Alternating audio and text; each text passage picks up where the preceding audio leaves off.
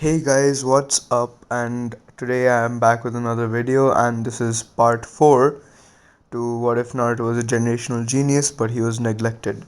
So, where we last left off was when the 1 month break ended, and for the tuning exam finals.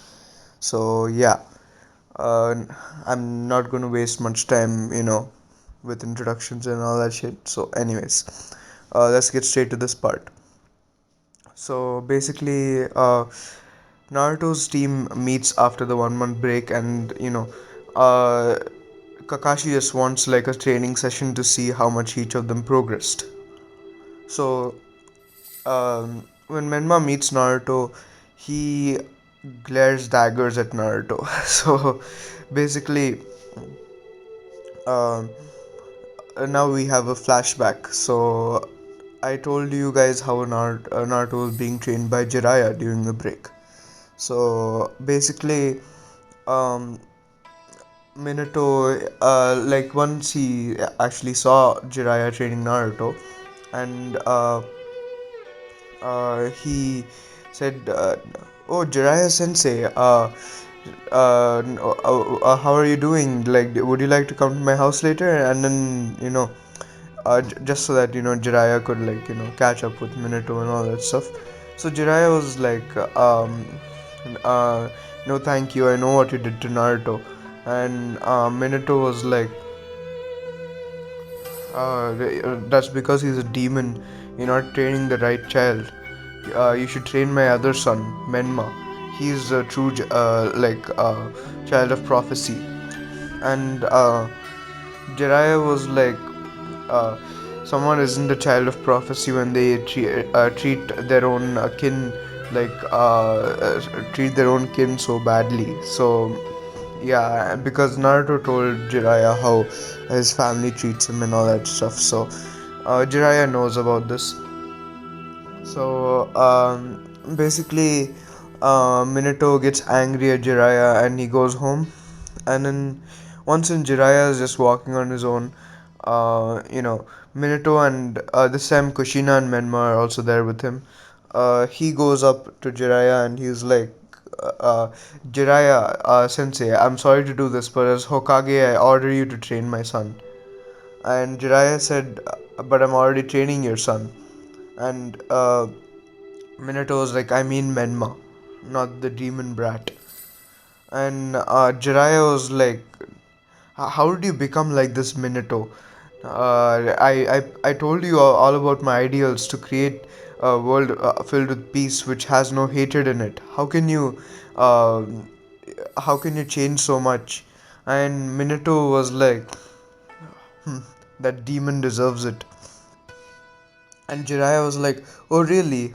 What did he ever do to deserve it?" And Minato was like, "He holds the nine tails." And Jiraiya was like, "Minato, have you started to lose some of your intellect? He's the one who's protecting the village from the nine tails. Do you not understand that? If he wasn't there in the village, then the village would have been destroyed." And Minato was like, he was like, if Naruto was never born, then the Nine Tails attack wouldn't have happened. And Jiraiya was like, how can you say that about your own son? How can you blame the Nine Tails attack on him? And Jiraiya was like, and don't you think it's hypocritical of you to blame everything on Naruto's birth instead of Menma's? Menma was born on the same exact day as Naruto. They are twins. And also, I have sensed the same chakra that's inside Naruto in Menma as well. So I know that Menma also has part of the Nine Tails sealed inside him. And Minato was like, you already know? And Jiraiya was like, of course, I can sense chakra, you remember? And um, because Jiraiya being like the Toad Sage and all that stuff, like he can sense chakra and all that stuff. So yeah.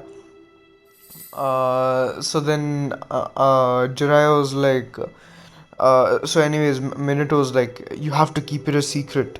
No one in the village should know. And Jiraiya was like, why should I? Why would you ostracize one of your sons while treating the other as a prince? And Minato was like, because he's a child of prophecy. And Jiraiya was like, oh really? Is he now? So what has he shown to prove that he is? And Minato was like, I believe he is Jiraiya sensei. And Jiraiya was like, are you blind to your son's attitude?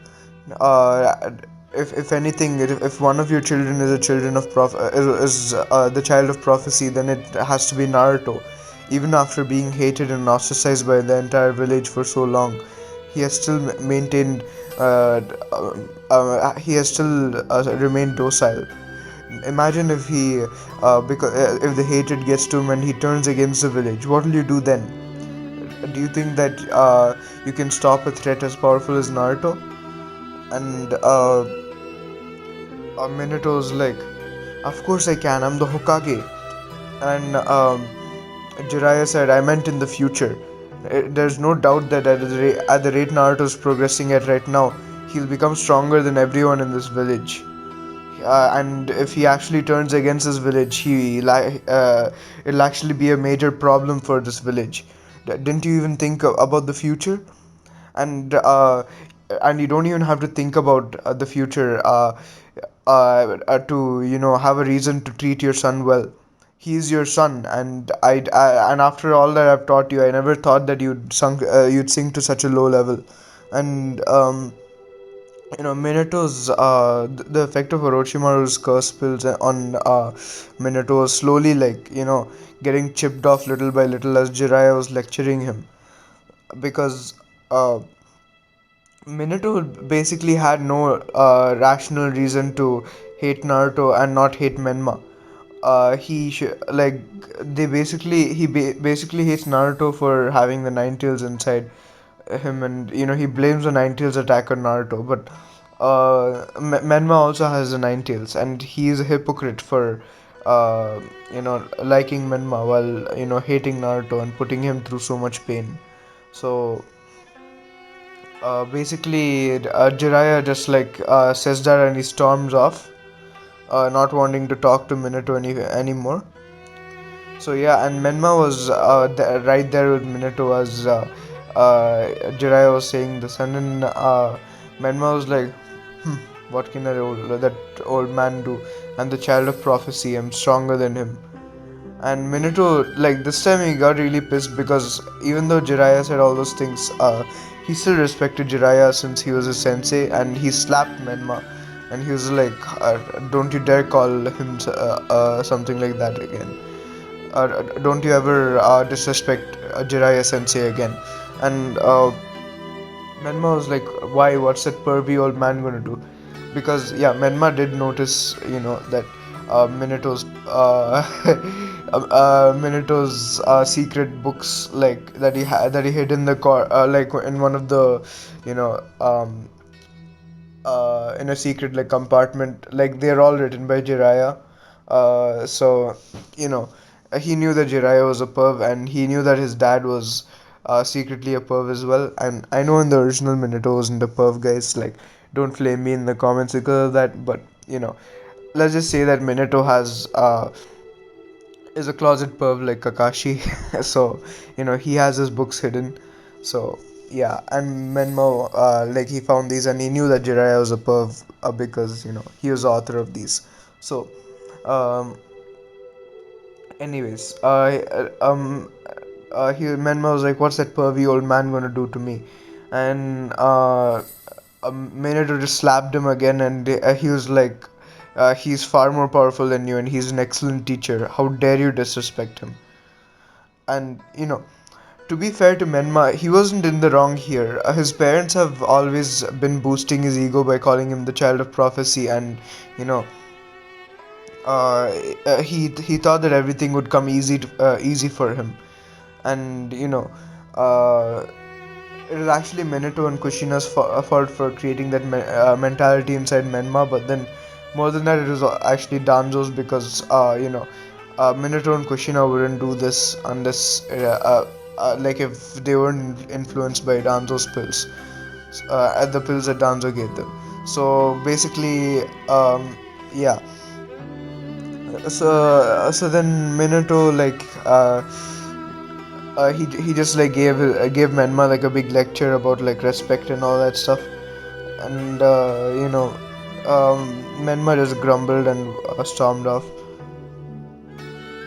So, anyways, that's the end of the flashback. And Menma was actually jealous of Naruto because Naruto was being trained by Jiraiya, who Menma did hear a lot about, but he just didn't show him respect because he was training Naruto. So, but then he was actually secretly jealous because Naruto was being trained by a legendary Sanin. So, mm, the um so basically the training session with Kakashi begins, like, you know we're back in the present, and Kakashi is like, all right, so I want to see how much you three have progressed during this month, and I want you all to individually spar against me. So basically, um, Kakashi was like, I want to fight Naruto first, and then Sasuke, and then Menma. And Menma was like, why can't I go first? I'm the child of prophecy. And Kakashi was like, because you have to learn that not everything works in your way, in the way you want it to, even if you are the child of prophecy. And Menma was about to protest, but then, uh, he just, remembered his father's lecture about respect and all that. So then he just sat down and, decided to, you know, uh, heed his father's words. So, um, Kakashi, he began his fight with Naruto, and uh, Kakashi would get bodied. But I'll just describe the fight for you.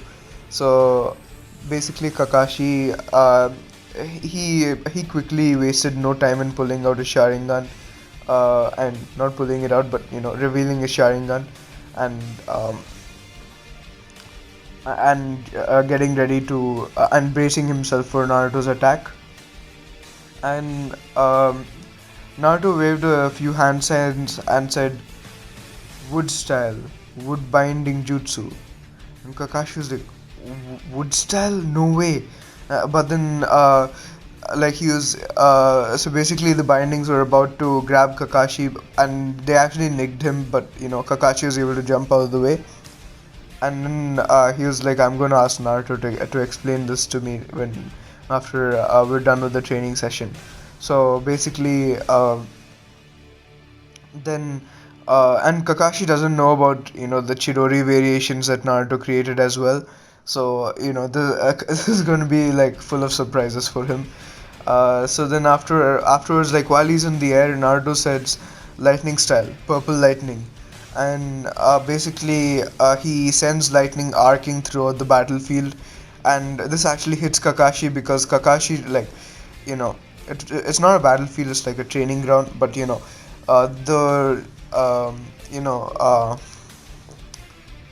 the boundaries of their their fight was the training field, if you know what I mean. So basically they couldn't go out of the training field during the match, or else it's like they forfeit basically. So that was the rule that Kakashi set up. But then since Naruto's lightning was arcing all over the training field, Kakashi had nowhere to dodge. So he actually, you know, when he saw lightning coming towards him, he, made a Chidori to try to cancel it out. But then lightning actually arced towards him from all directions. So you know his Chidori removed all of the lightning from the front, but then when the lightning came at the back, it actually attacked Kakashi and paralyzed him for a few seconds. And these few seconds were enough for Naruto to point a kunai behind Kakashi's to Kakashi's neck, and said, and he is like, "You lose, Sensei." But Kakashi just substituted himself for the log of wood, and he sent a fireball jutsu at Naruto, and Naruto he was surprised to see that Naruto actually got hit by the fireball. So then, after after the fireball dissipated, he saw Naruto's charred body on the ground, and then he was like, "Oh no, I just killed Naruto," and but then the and Menma was like happy seeing this, but Naruto's as Kakashi got close to Naruto's what seemed to be Naruto's charred corpse, it turned into a bunch of eagles, and the eagles began attacking Kakashi and attacking him with their talons and stuff. But Kakashi just substituted himself over there again, and he was badly scraped by the eagles. Um, and then he was like, that was a close one. And basically, he looks at Naruto to see that Naruto's holding ninja wire in his hands, and Kakashi sees that his feet have been caught in ninja wire. So um, basically, Naruto does some hand seals and runs plasma through the through the wire.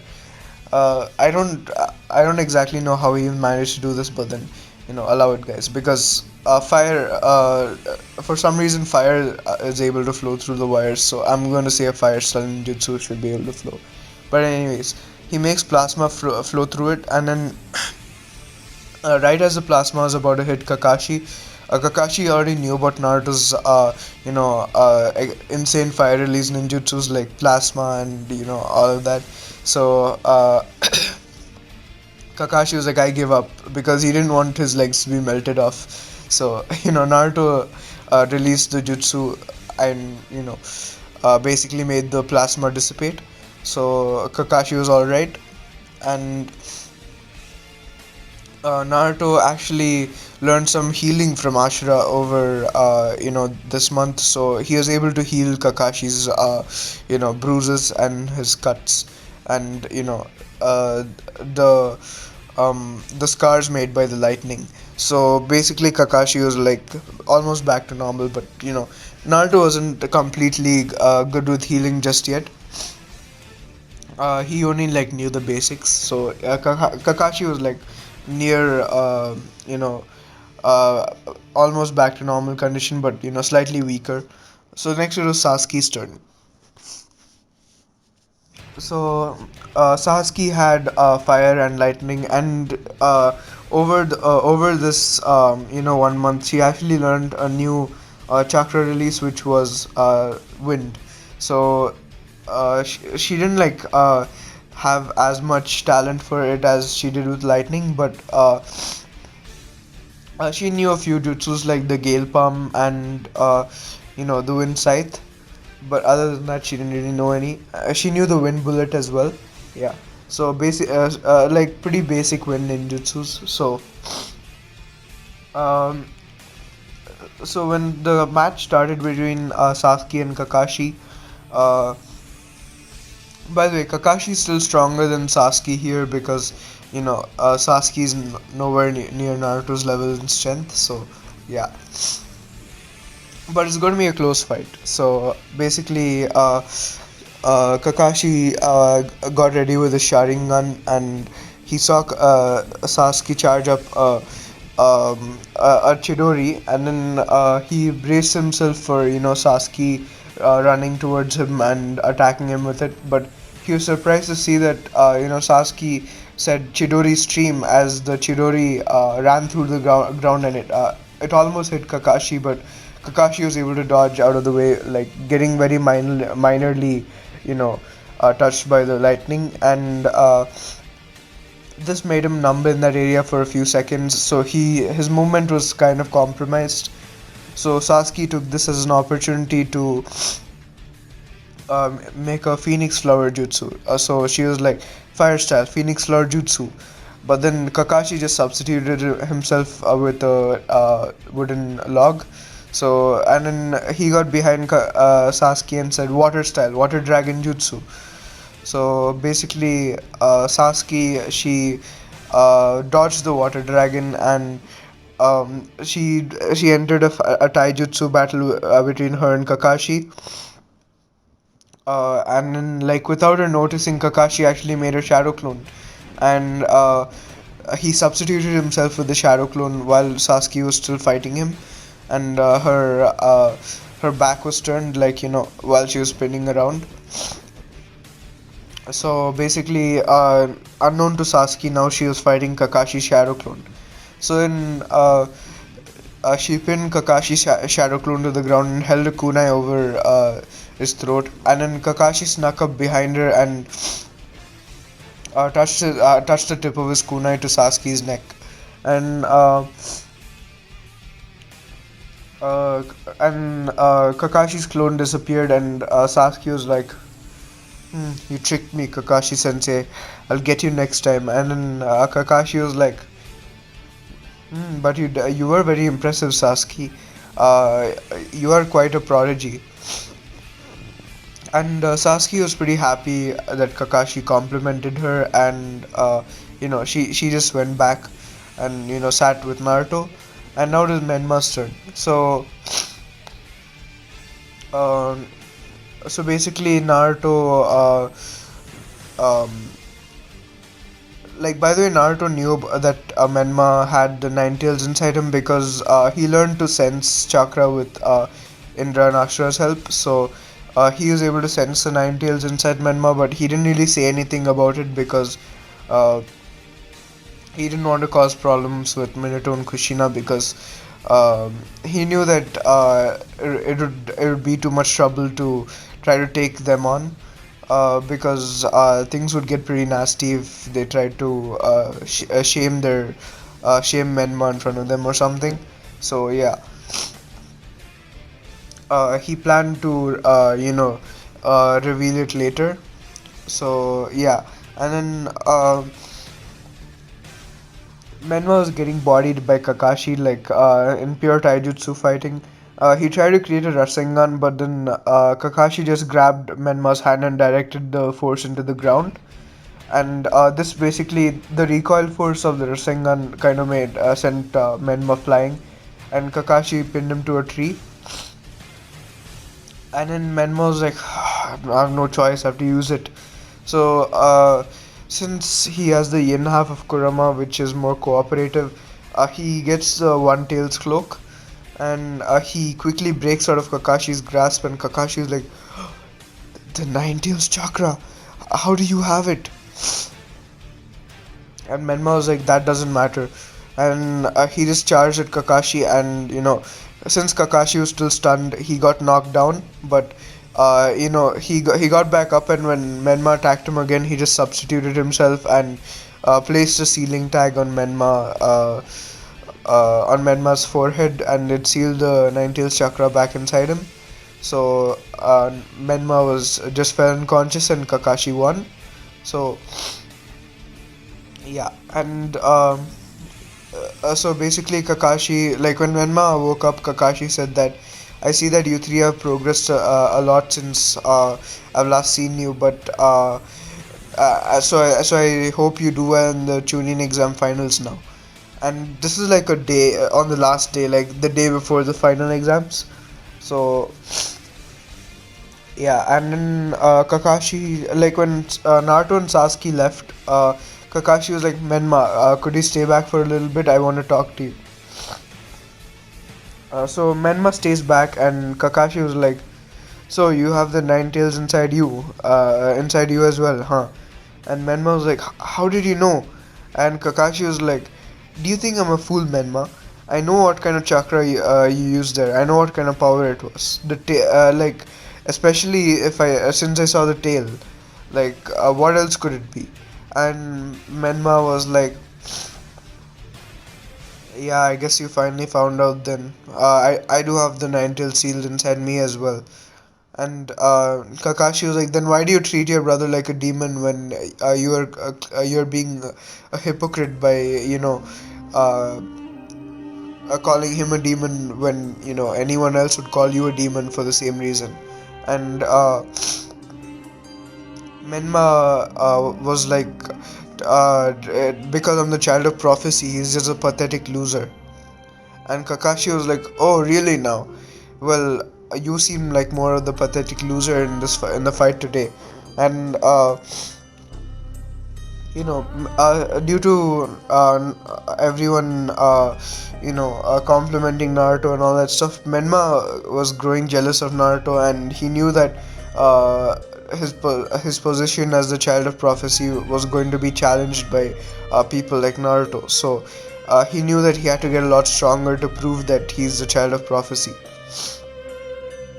And guys, by the way, uh, if I didn't clarify this in my previous part, in the previous part of this what if, both Menma's and Sasuke's curse marks disappeared, because Menma used his Kurama's chakra to remove it, and Naruto put some of his yang half of Kurama's chakra into Sasuke's curse mark and got rid of it. So yeah, and but the power boost of the curse mark was still there, and they had it in stage 2 because it was automatically leveled up since Orochimaru's influence was no longer there. And this is just me making up stuff because I don't know, uh, like I don't have any information on what would actually happen in this scenario. So because Orochimaru's presence was gone, and we never really saw something like that in the Naruto series. So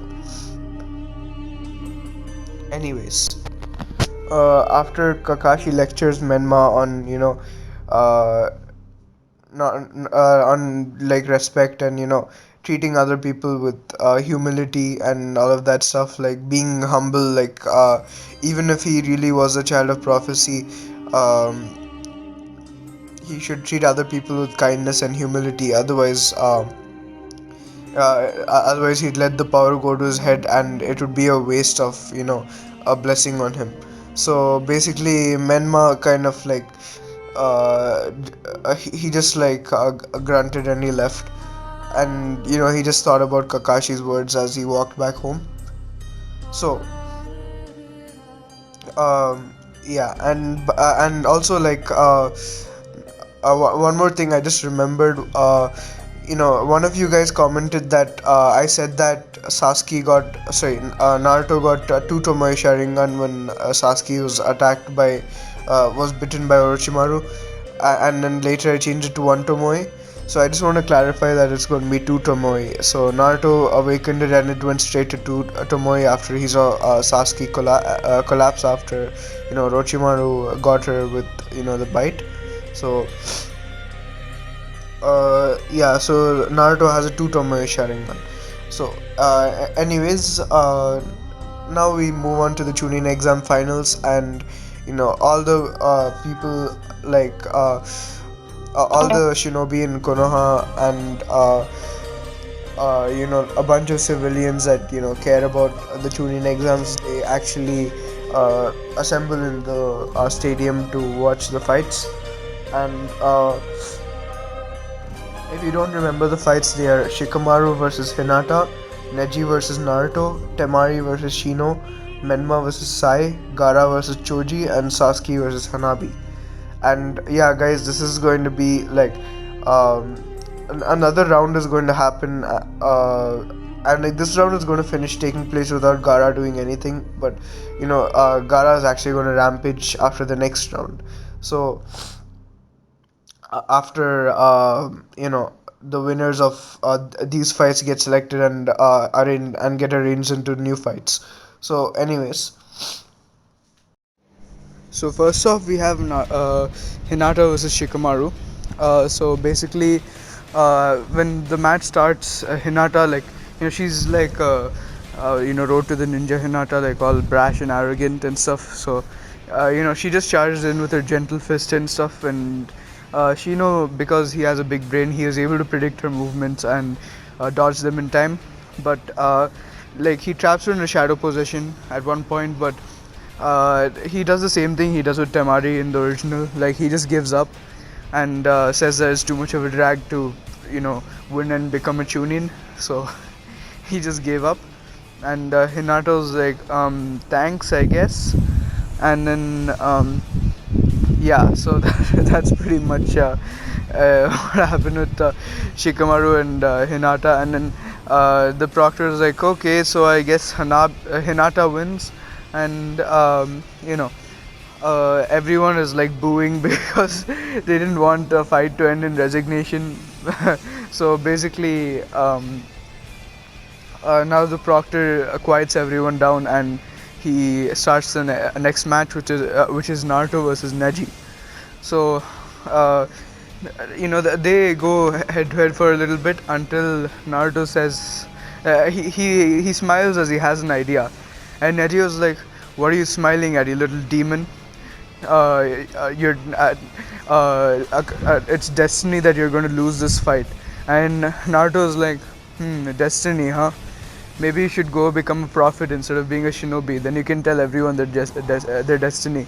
And a bunch of people in the crowd laughed, and Neji just grumbled and charged at Naruto, and Naruto said, "Byakugan," and then his Byakugan activated, and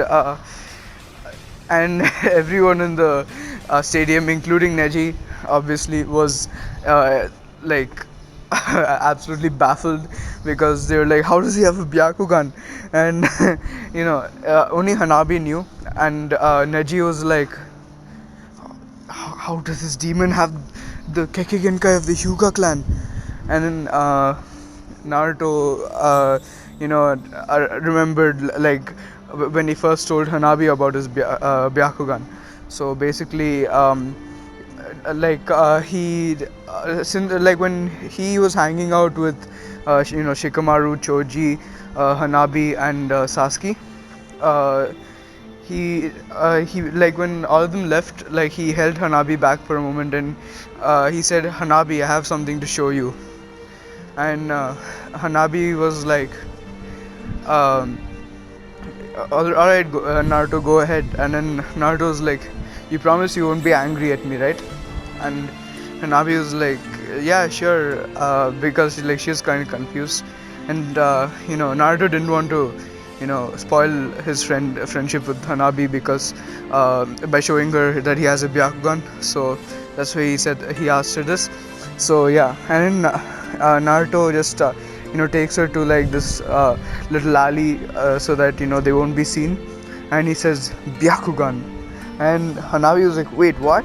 And she looks at Naruto's eyes, which were transformed into into the very light lilac color of the Byakugan, and that really light, like pale color. So, and then she was like, "What? When? How?" And then Naruto said, I think that I might have Hyuga clan member as um, a distant relative, like um, and like this is the only explanation that Hanabi would believe, because if he said that he was the reincarnation of um, the sons of God, basically, no one would believe him, like so yeah.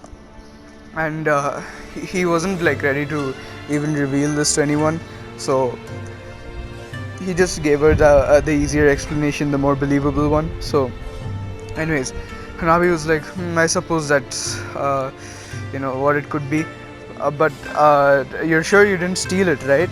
And Naruto said, "Of course I wouldn't steal it. Look, I can activate and deactivate it, and my eyes are blue when I deactivate my Byakugan." And she was like, all right, I got it. Is that it?" And Naruto said, uh, "You see, I don't really have anyone to train me in using the Byakugan to its fullest extent, so would you mind?" And Hanabi was like, "Only if you train me in ninjutsu. Uh, the Hyuga style taijutsu has a weakness, as it's only close combat. It doesn't have any long range techniques. So except a very select few." And then you know uh, Naruto said deal, and this is how they started training together. So basically, um, and this is also how they got even like closer. So and then So Naruto told Neji that he doesn't need to explain anything to him, as he should already know by now because he has seen his supposed destiny. Neji got pretty pissed at this because Naruto was being like pretty passive aggressive, and then Neji just charged at Naruto, and Naruto started using the gentle fist to beat up Neji, and then Neji was shocked that he was getting beat at his own game, the gentle fist and stuff. So, you know, um, at one point Naruto said, 8 trigrams, air palm, and um, he shot like this air current at Naruto, which was just pure taijutsu. And then Neji was like, "How do you know that? Only the Hyugas are supposed to know that." And Naruto just smiled and continued attacking Neji until he blocked all of Neji's chakra points using the 8 trigrams, 128 palms. And yeah, Naruto did know this because Hanabi was a prodigy of even higher skill than Neji. So yeah, and so then Neji tried to get up and attack and go for one last attack, as he did have like a little bit of residual chakra running, and uh, he tried to run up to Naruto and do a final rotation to try to knock Naruto out, but Naruto, to his surprise, Naruto actually cancelled Neji's rotation with his own rotation, and Neji fainted, and he basically like collapsed, and the proctor called the match in Naruto's favor. So basically, Naruto won against Neji, and the entire crowd was absolutely baffled, like uh, to see the Hyuga prodigy lose to his own clan's techniques. So basically, all the Hyuga actually had a new respect for Naruto. Uh, because they knew that he didn't steal the Byakugan, since uh, like if he stole the Byakugan, his eyes when his Byakugan wasn't being activated would be the same like lilac color. So but then they were actually blue when they were not activated. So they knew that this is Naruto's own Byakugan, and he must have had like genes from a long lost relative or something like that. So they allow it, and they're like they basically stand and give him like an applause for being so skilled when he wasn't trained by Hyuga, and that's what they think. But then they don't know about Hanabi and Naruto training. But then they develop their respect for Naruto.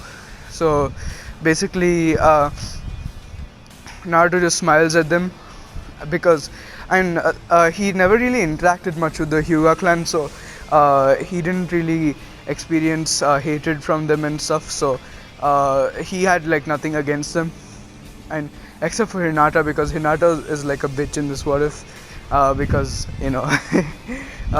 she's like how Road to the Ninja Hinata behaves with everyone except for Menma and the Menma dimension. So yeah, so next fight is Tamari versus Shino. So basically, the Proctors, starts this match, and Temari and Shino, like, they walk up to the arena, like, and then the Proctor starts the match, and Shino basically can't really counter anything that Temari throws at him, because and like he the only thing he can use is bugs, right? So like all his bugs will just get blown away in Temari's wind. So basically he tried to use his bugs and get Temari from behind, but Temari just spun her fan in a circle and basically did a weaker version of an almighty push kind of thing with her wind. So all the bugs were just blown away, and Shino was also pushed back a little bit, and then he tried to distract Temari by talking to her while his bug snuck up behind her. But then this didn't really work because Temari immediately attacked him and knocked him out cold. And before his bugs could do anything, she whipped out her fan again and blew all of the bugs away. So so basically Shino lost, and it was pretty easy for Temari to win. I know that a lot of you guys must be Shino fans, but then sorry guys. Like in any case, Shino wouldn't be able to do anything to Tamari, and he's lucky he got Kankuro in the tuning exams. Like even though Kankuro quit later, but whatever. So basically, next fight was. And the proctor called the match in Tamari's favor, and Tamari won. So the next match was the next match was Menma versus Sai. So basically, Menma learned a lot more, you know, skill with his Rasengan. So he was able to use it a lot more efficiently, and also he knew how to use the flying Raijin, and he could use it like 5 to 6 times in battle because he still wasn't very good with chakra control, as the Ninetales was still messing with his chakra. So like even though this was a more nicer side of the Ninetales, like it still like didn't lose all of its hatred basically. So as the fight started, Sai actually drew his ink creatures and sent them to attack Menma, and then Menma easily was able to just use Taijutsu and there is Rasengan to destroy these. So, and before before Sai could draw anything else, Menma went up to Sai and uh, just punched him while simultaneously placing a flying Raijin seal on him. So basically, Sai went in to draw another ink creature, but Menma just blitzed behind him using the flying Raijin and held basically just Rasengan him, and then Sai collapsed. So Menma easily won his fight with Sai, and he would go to the finals. And Naruto was actually watching Menma do this, and he was like, that technique looks very nice. And like actually before and Naruto could basically see everything that Menma was doing. So he saw that Menma placed a seal on Sai. So then he decided to look at it with his Sharingan, so that if it was anything interesting, Naruto could copy it. So basically, by doing this, Naruto actually copied both the flying Raijin and the Rasengan.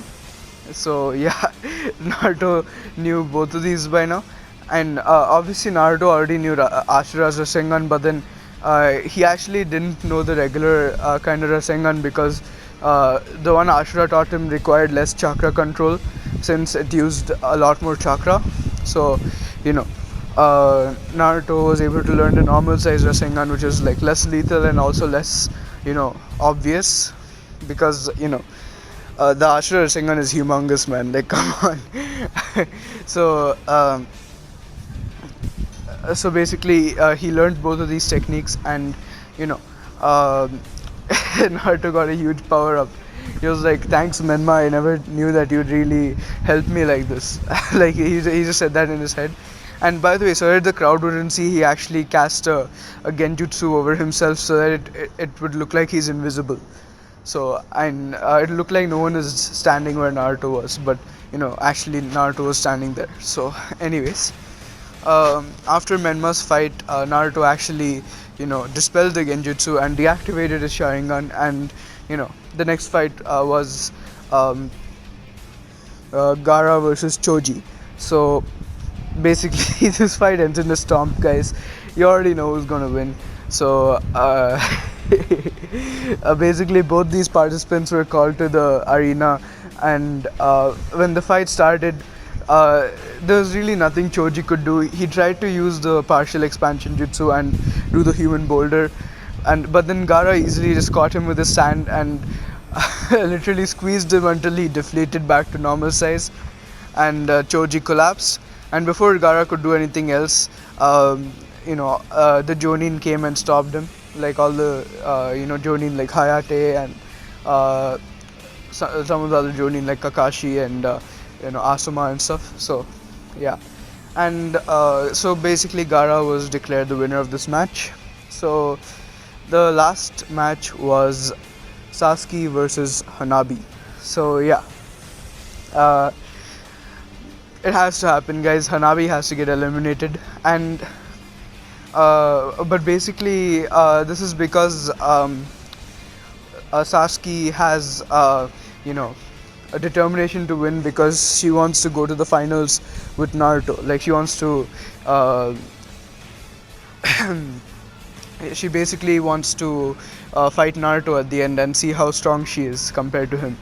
So basically, she first Sasuke went in with a fireball jutsu just to see what Hanabi does, but Hanabi easily dodged this, and uh, she blitzed Sasuke and tried to attack her with one of her gentle fist attacks, but Sasuke was easily able to dodge and catch Hanabi's hand, and he threw her, but then Hanabi was able to land on her feet, and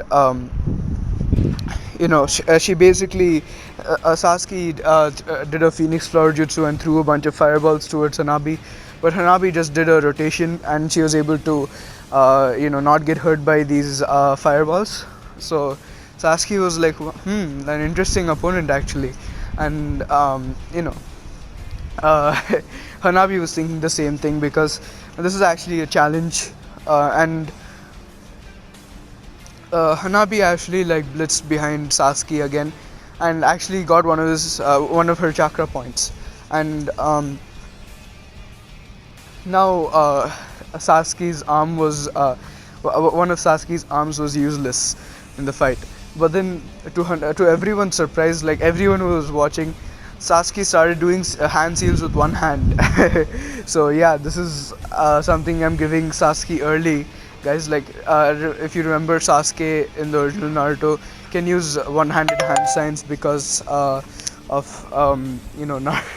Naruto eating his arm with his Rasengan. So um, yeah, so basically both Naruto and Sasuke learned to do this because, like, in case one of their arms was ever compromised, they still needed to be able to fight. So they learned this early. So Sasuke started doing hand seals with one hand and said fire style, plasma rain, and this is basically an improvement on the regular, fire rain. So basically, in the regular fire rain, like little bullets of fire would come from the sky and fall on the opponent, but now these uh, these bullets were white hot plasma. So they literally made deep holes in the ground wherever they hit, and Hanabi tried to use a rotation again, but then her hands got badly scorched with the fire, the plasma. So basically, like uh, like every time she tried to use a gentle fist, and actually like even when she hit a few of Sasuke's chakra points, it was actually hurting her a lot as well because her arms were badly burned, her hands and like up to her elbows. So but then she was still like determined, she was still determined to continue fighting, because she also like wanted to impress Naruto with how far she had gotten. Like it was nothing romantic yet, guys. Like I do plan to make Hanabi also part of the ship, and make Naruto get two girls, uh, because like with the way I've written the story, it's kind of impossible to avoid Hanabi being part of the ship. So basically, this is not for a romantic reason yet. She just wants to show Naruto that him training her has really paid off, and you know but Sasuke, she surprises Hanabi when Hanabi is about to attack her again by doing a few one-handed hand signs and saying lightning style, purple lightning, and then everyone was surprised, and like this is such a powerful technique, and this is basically a more long-range version of Kakashi's Chidori, and it was able to attack really far, and you know um, it hit Hanabi, and it paralyzed her enough for Sasuke to knock her unconscious. So because Sasuke wasn't like trying to hurt Hanabi or anything here, so she just wanted to win by knocking her out. So yeah, so she didn't try to like kill her or anything. So basically, Hanabi was out, and uh, Sasuke was declared as a winner. So basically, uh, Naruto congratulated Sasuke on her win, and Sasuke actually kissed Naruto. And by this time, Hanabi actually woke up to see Sasuke and Naruto kissing, and this actually sparked a hint of jealousy in her. So, but then she just thought that uh, it's already been a long time since they were together, and you know, uh, I'm probably just not in the right mindset. So let me just take my rest and continue um, my life. So then she just was carried to the infirmary, and her hands were healed.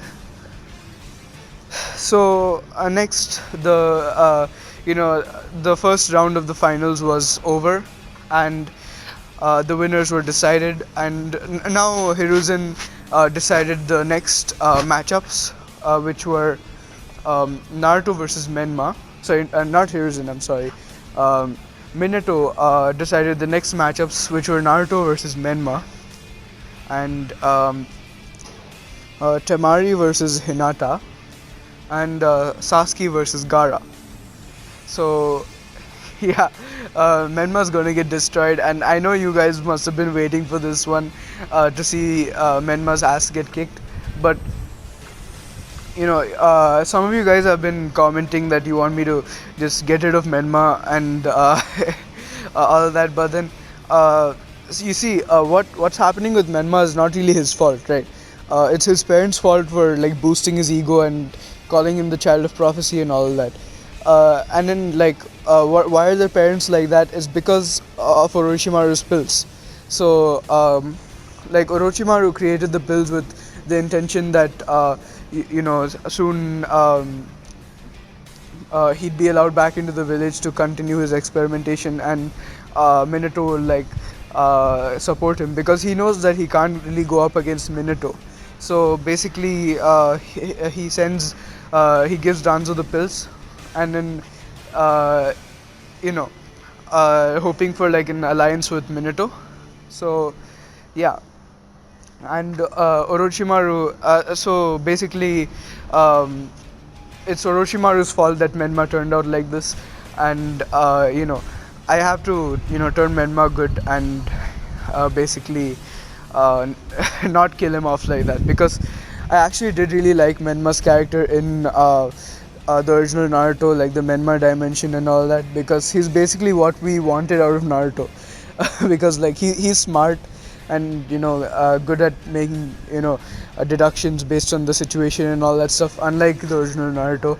And of course, when Naruto became Hokage, he became better at doing that. But then Menma was what we wanted Naruto to be. So yeah, and so Naruto is not going to kill Menma in this, at least in this what if. So basically, when Naruto and Menma were called to the stadium to fight, they both arrived, and Menma was like, "Ha, you demon! I've gotten so much power, so much more power over this month. I'm easily going to beat you." So then Orochimaru noticed what Menma was saying, like because he was sitting beside a Minato pretending to be the Kazekage. So um, basically, he was like, "Ah, so this kid wants power, does he? Maybe I can make use of that." And so basically, the match begins, and Menma tries to put a seal on Naruto, but then, to his surprise, Naruto already prepared for this match, and he placed the seal on Menma before Menma could react. And Menma was like, "What the? You also?" But then, before he could complete, Naruto blitzed towards him with the flying Raijin, and Rasengan him. But Menma was pretty durable, so he wasn't knocked out by one Rasengan. And even though Rasengan is really powerful, like don't get me wrong, but uh, it could take out opponents with like weaker bodies. But uh, Menma was actually doing a lot of physical training during this month, so he was able to withstand the brunt of the Rasengan. So basically, Menma was blown back into a wall, and as he stood up, like few drops of blood were coming from his mouth, but he was still able to fight. So uh, Menma was like, "How dare you steal my move?" And Naruto was like, he just like smirked at Menma, and he continued attacking. And Menma tried to put another seal on Naruto, but this time Naruto was able to dodge. And Menma, he grew tired of and of course Naruto also dodged last time, but Naruto dodged Menma's hand again. But then so Menma got tired of Naruto basically dodging him, and he just threw a bunch of flying Raijin kunai into the air and said kunai shadow clone jutsu, and then the five kunai that he threw turned into 100 kunai. So they all landed, and Naruto was like, not bad, Menma. Luckily, I copied that. And Menma was like, wait, what do you mean? And Naruto opened his eyes and said, Sharingan. And this was another shock to everyone because it was already enough of a surprise that Naruto had the Byakugan, and then Naruto was now revealing his Sharingan, his two Tomoe Sharingan. So Menma was like, "You, how did you?" And Naruto was like, "It doesn't matter how I got it. Anyways, this fight is over." And he basically blitzed Menma, and you know. So Menma, he realized that he couldn't defeat Naruto, and he was like, this demon, he's going to force me to use that. And that is kind of like referring to his own QB chakra. And he tried to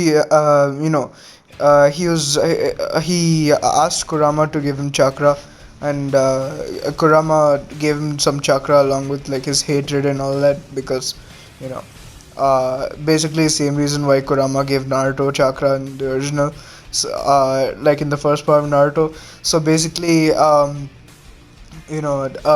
gave Menma one tail worth of chakra.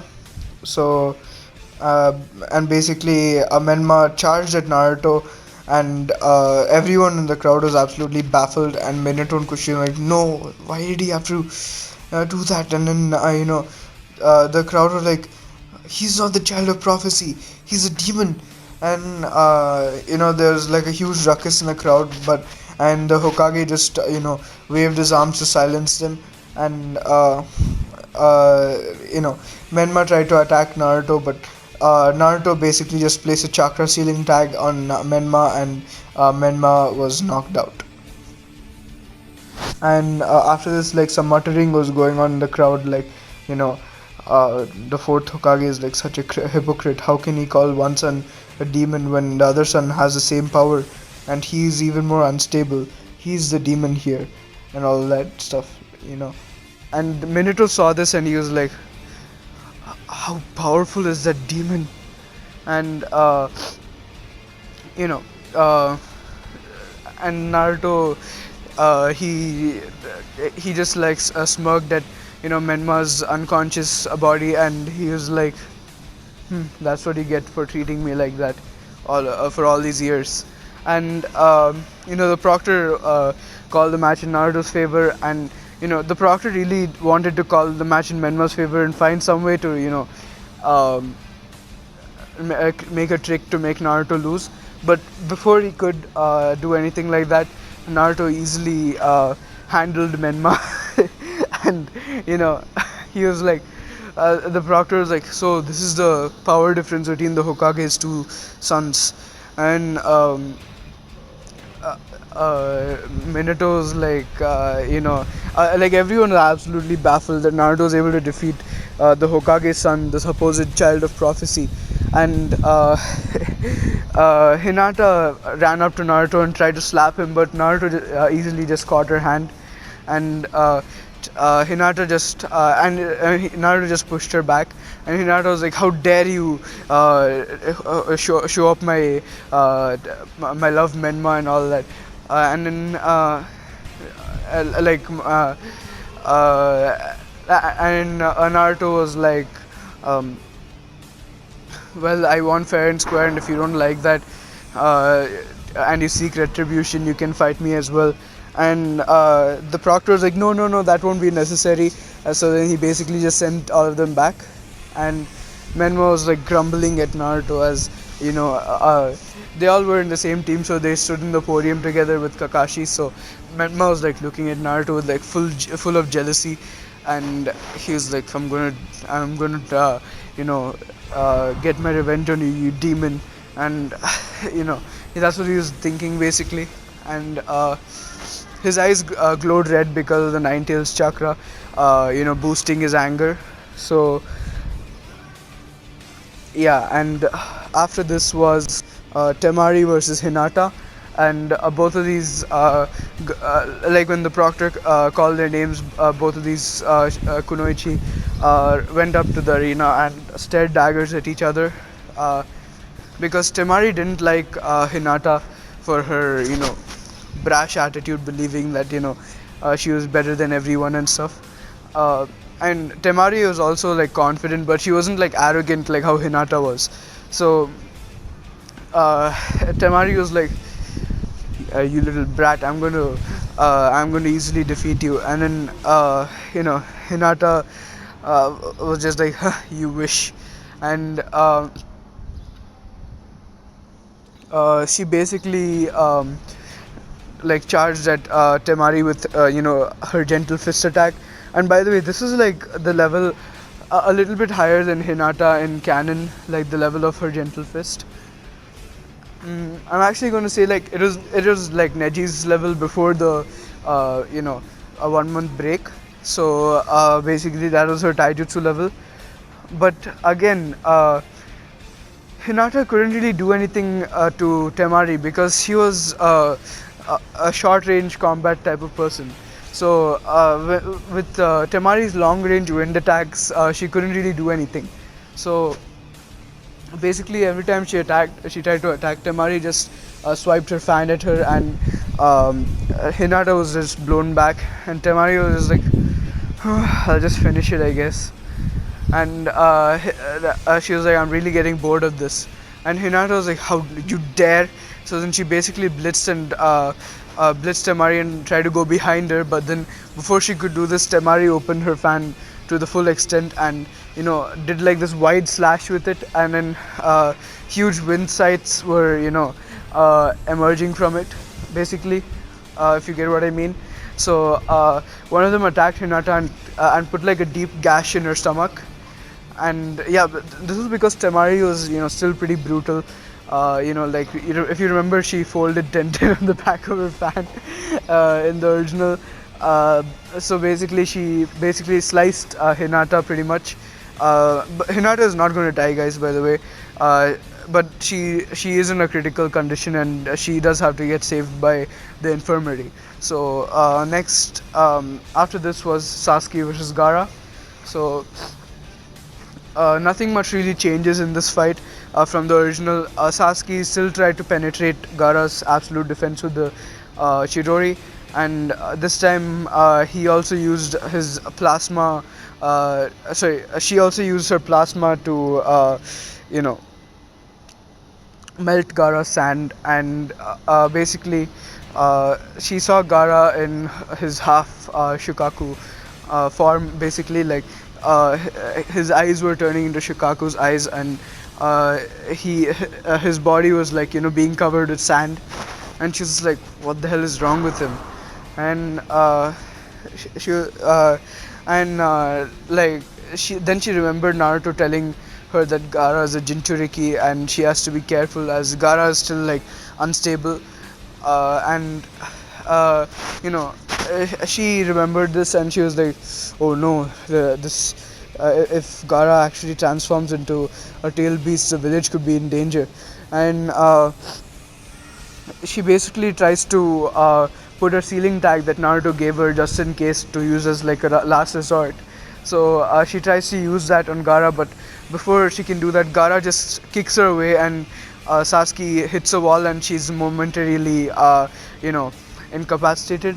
And Gaara and the Sand siblings take Gaara away to transform, and at this point, the Genjutsu is cast over the entire village.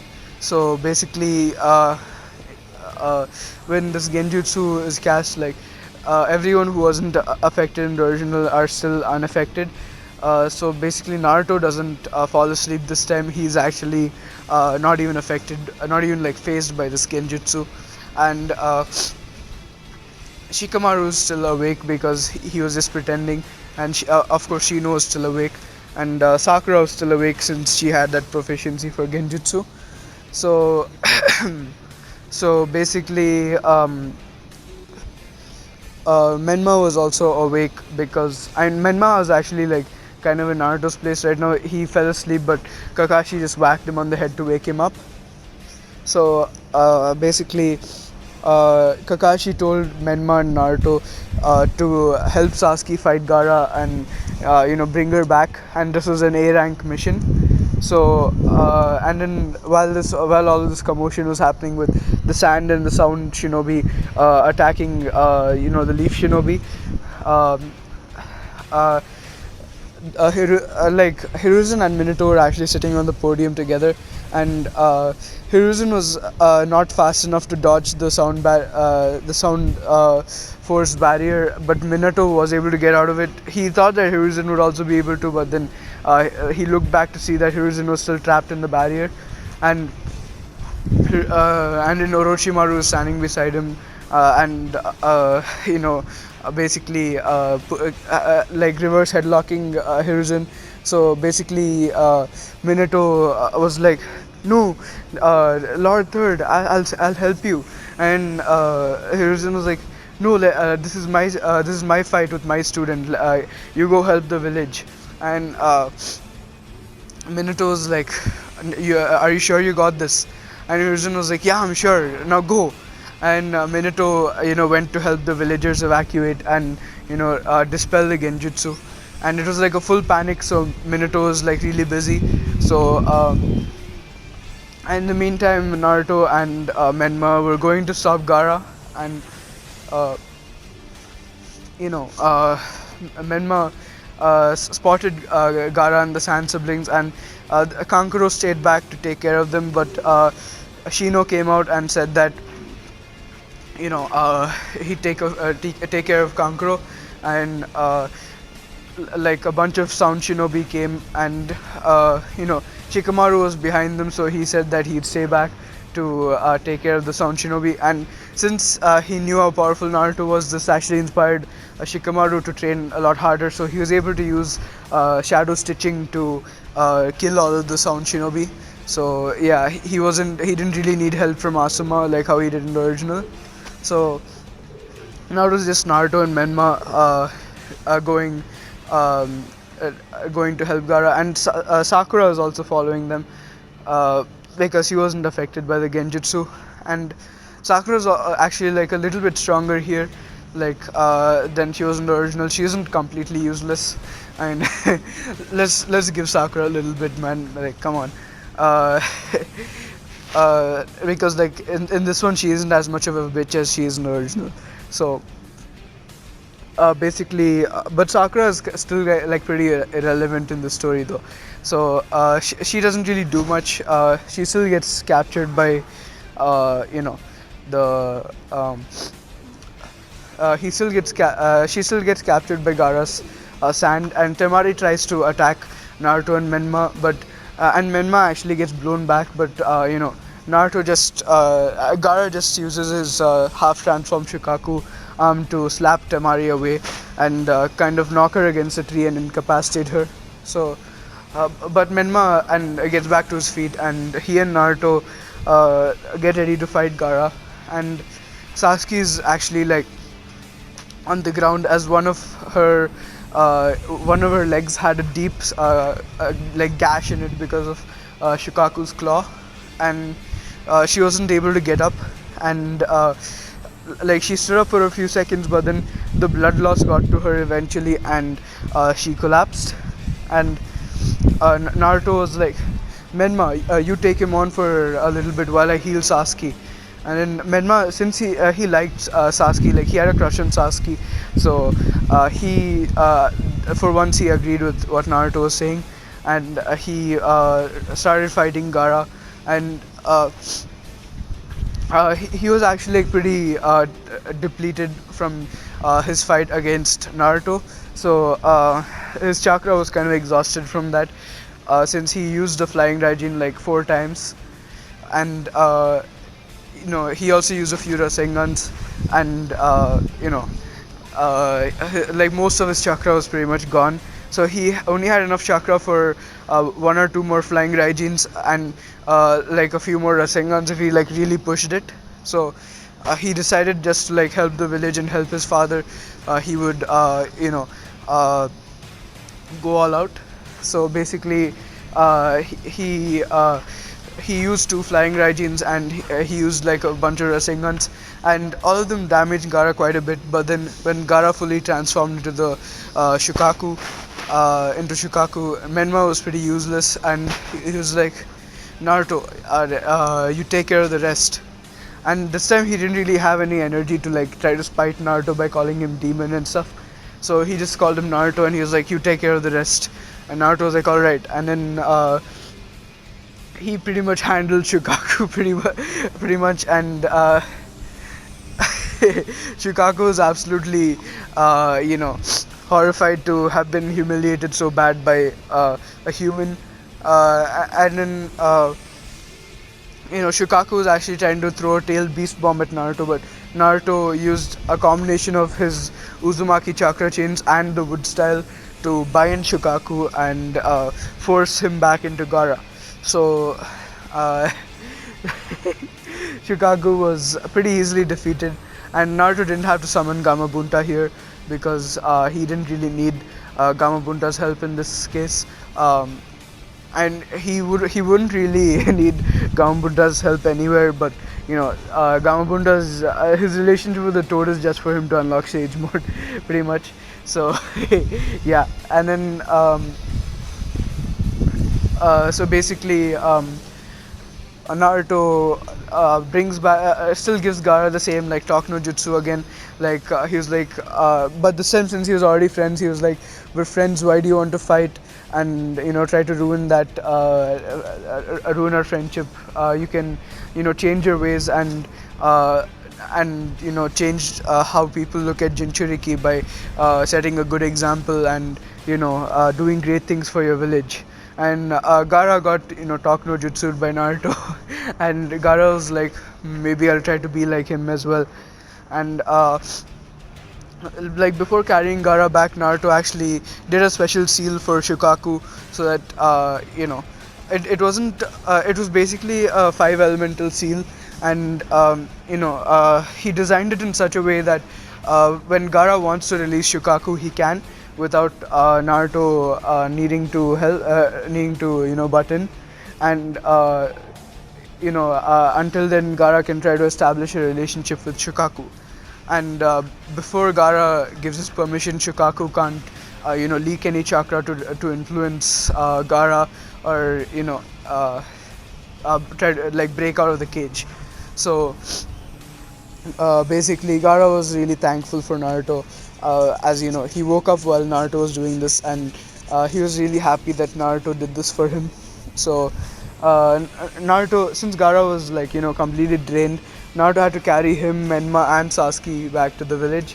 And since Sakura was just she wasn't really that damaged, she was still able to walk, but she still put one of her hands over Naruto, and took his support to walk.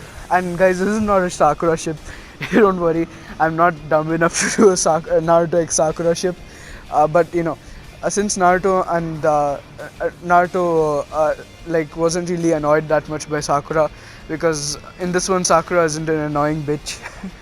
because she was just instead of since Sasuke wasn't there, she was more focused on Sai, and she knew that Menma was nothing impressive, so um, she actually wanted to be with Sai. So she wasn't like really annoying to Naruto, so Naruto didn't really have a problem with her. So basically, Naruto carries and helps all of these people back to the village, and by this time, the third Hokage has been killed by, um, you know, um Orochimaru, and like in exchange for sealing his arms, and the trauma of fighting his favorite student back in the days got to the third Hokage, and it actually completely released him from the cursed pill that Orochimaru gave him, and the third Hokage like looked back to see all of the mistakes, like the way he treated Naruto, and he was like, no, how could I do that to him? He was just four, and all that. He was basically like traumatized by what he did to Naruto, and when Minato found him, his last words were, "Tell Naruto I'm sorry. I didn't know what I was doing. Something must have influenced me." And Minato was like, "What do you mean? But I don't understand what you're saying."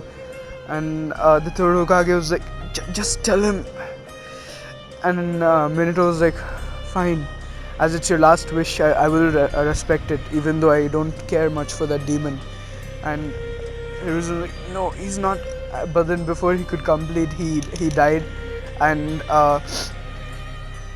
Minato was like completely baffled about what Hiruzen was talking about, and uh, but then he found Naruto, carrying all of these people back to the village, and Sakura was like, um, taking his support to walk, and Minato just snatched Menma from Naruto, and he was like, "If you had been here a bit earlier, the third Hokage wouldn't have died." And Naruto actually like was suppressing a smile because he hated the third Hokage because of what he did to him. And Minato was like, anyways, the third Hokage's last words were to you, and he wanted to apologize for everything he did to you, and for hurting you when you were a child. And Naruto was like, "What? The third Hokage cares about me?" And Minato was like, even I was surprised seeing that the third Hokage cared for a demon like you." And Naruto was like, "You're lying to me." And Minato was like, "Believe what you want. I told you the third Hokage's last words and what he wished to tell you before he died." And you know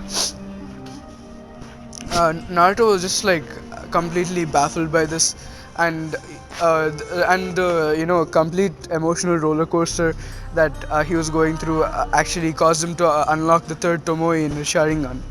So Minato was like, "By the way, how do you have that?"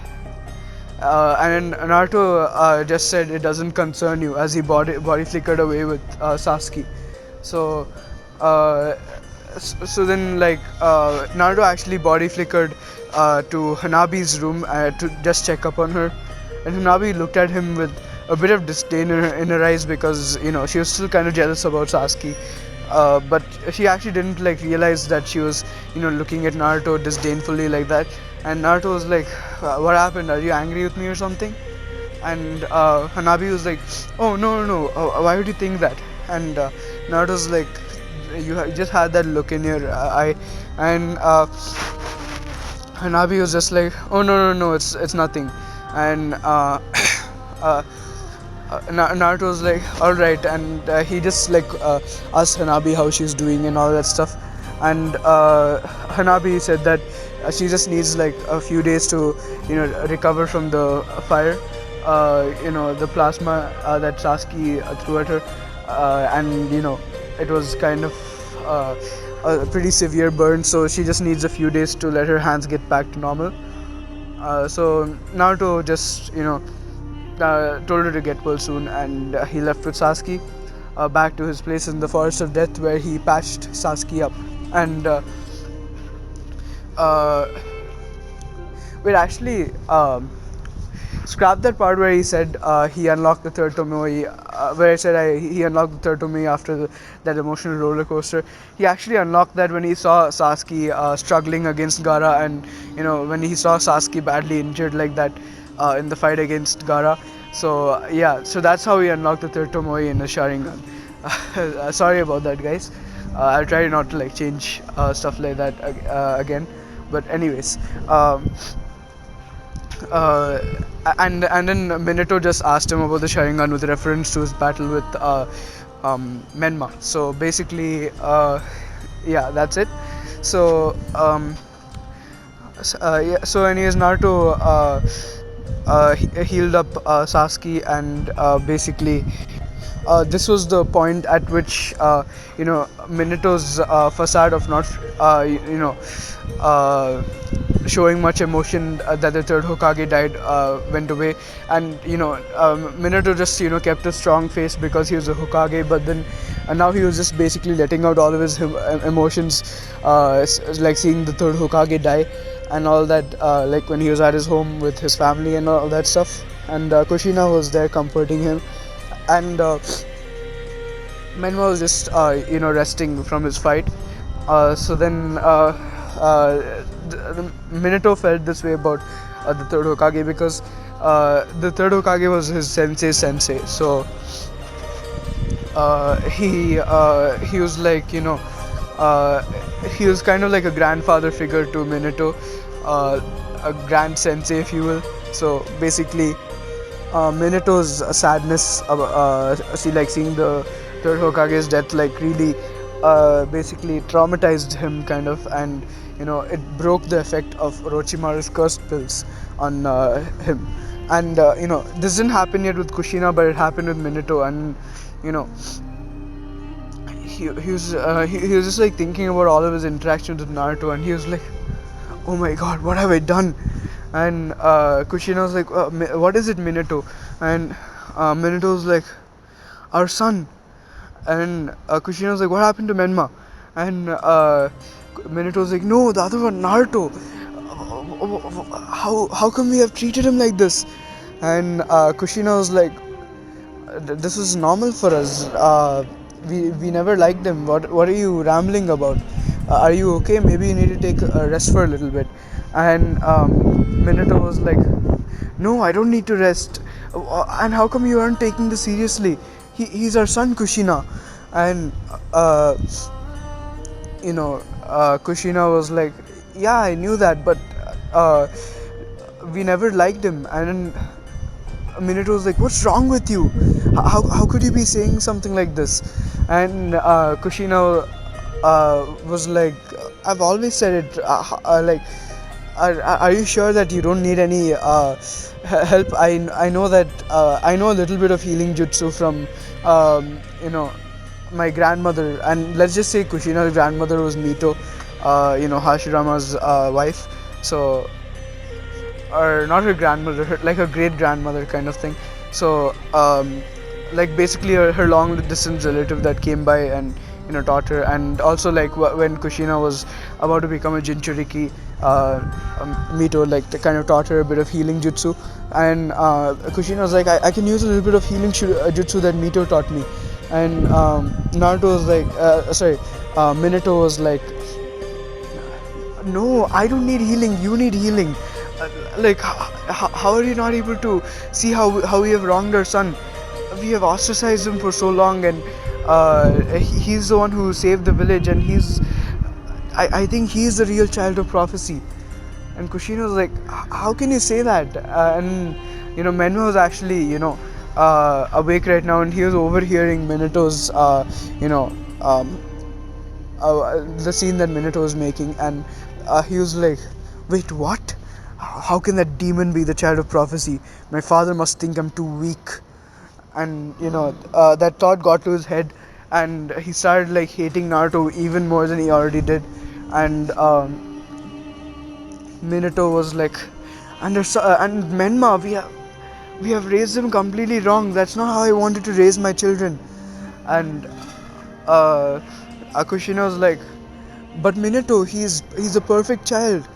And Minato's like, he's far from perfect. How we have been raising him has caused his personality to become horrible. He has such an ego, and he goes around telling everyone he's a child of prophecy.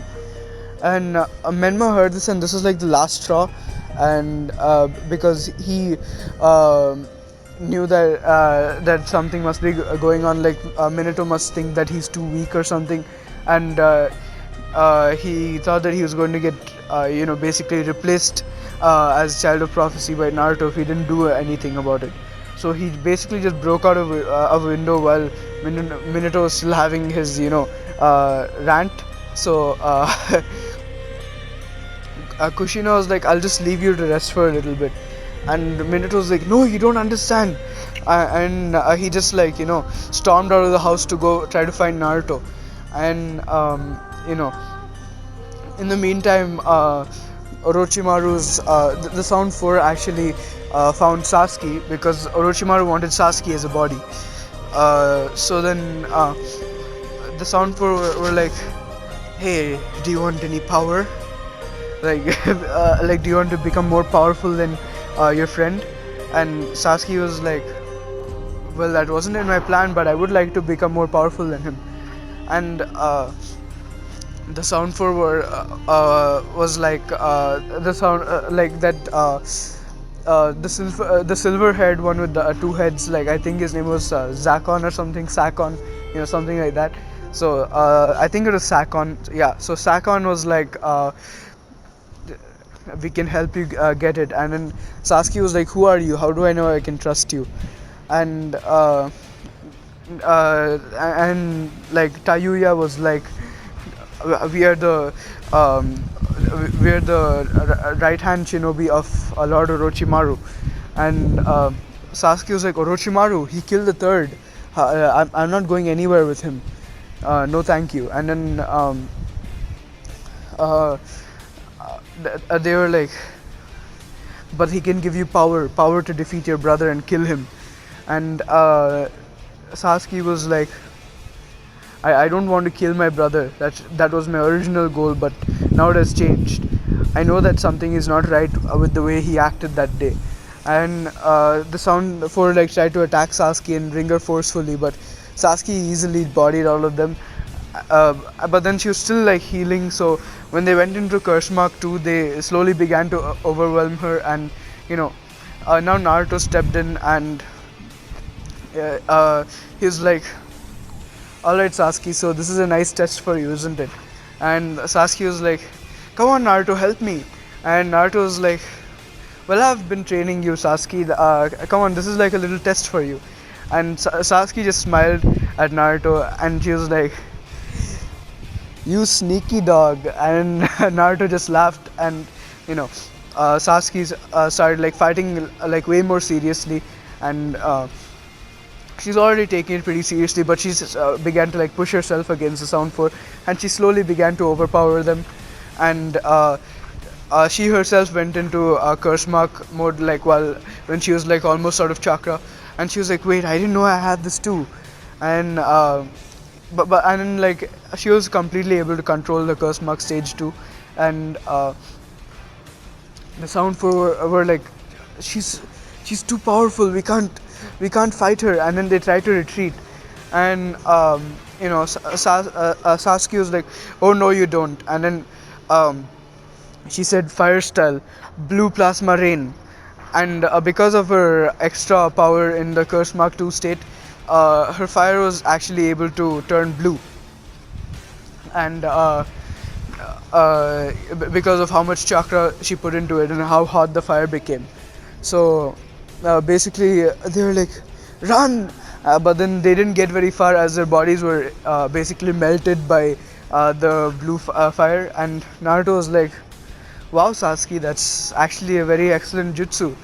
It's actually one I was going to teach you soon, because once you fully mastered the regular plasma rain.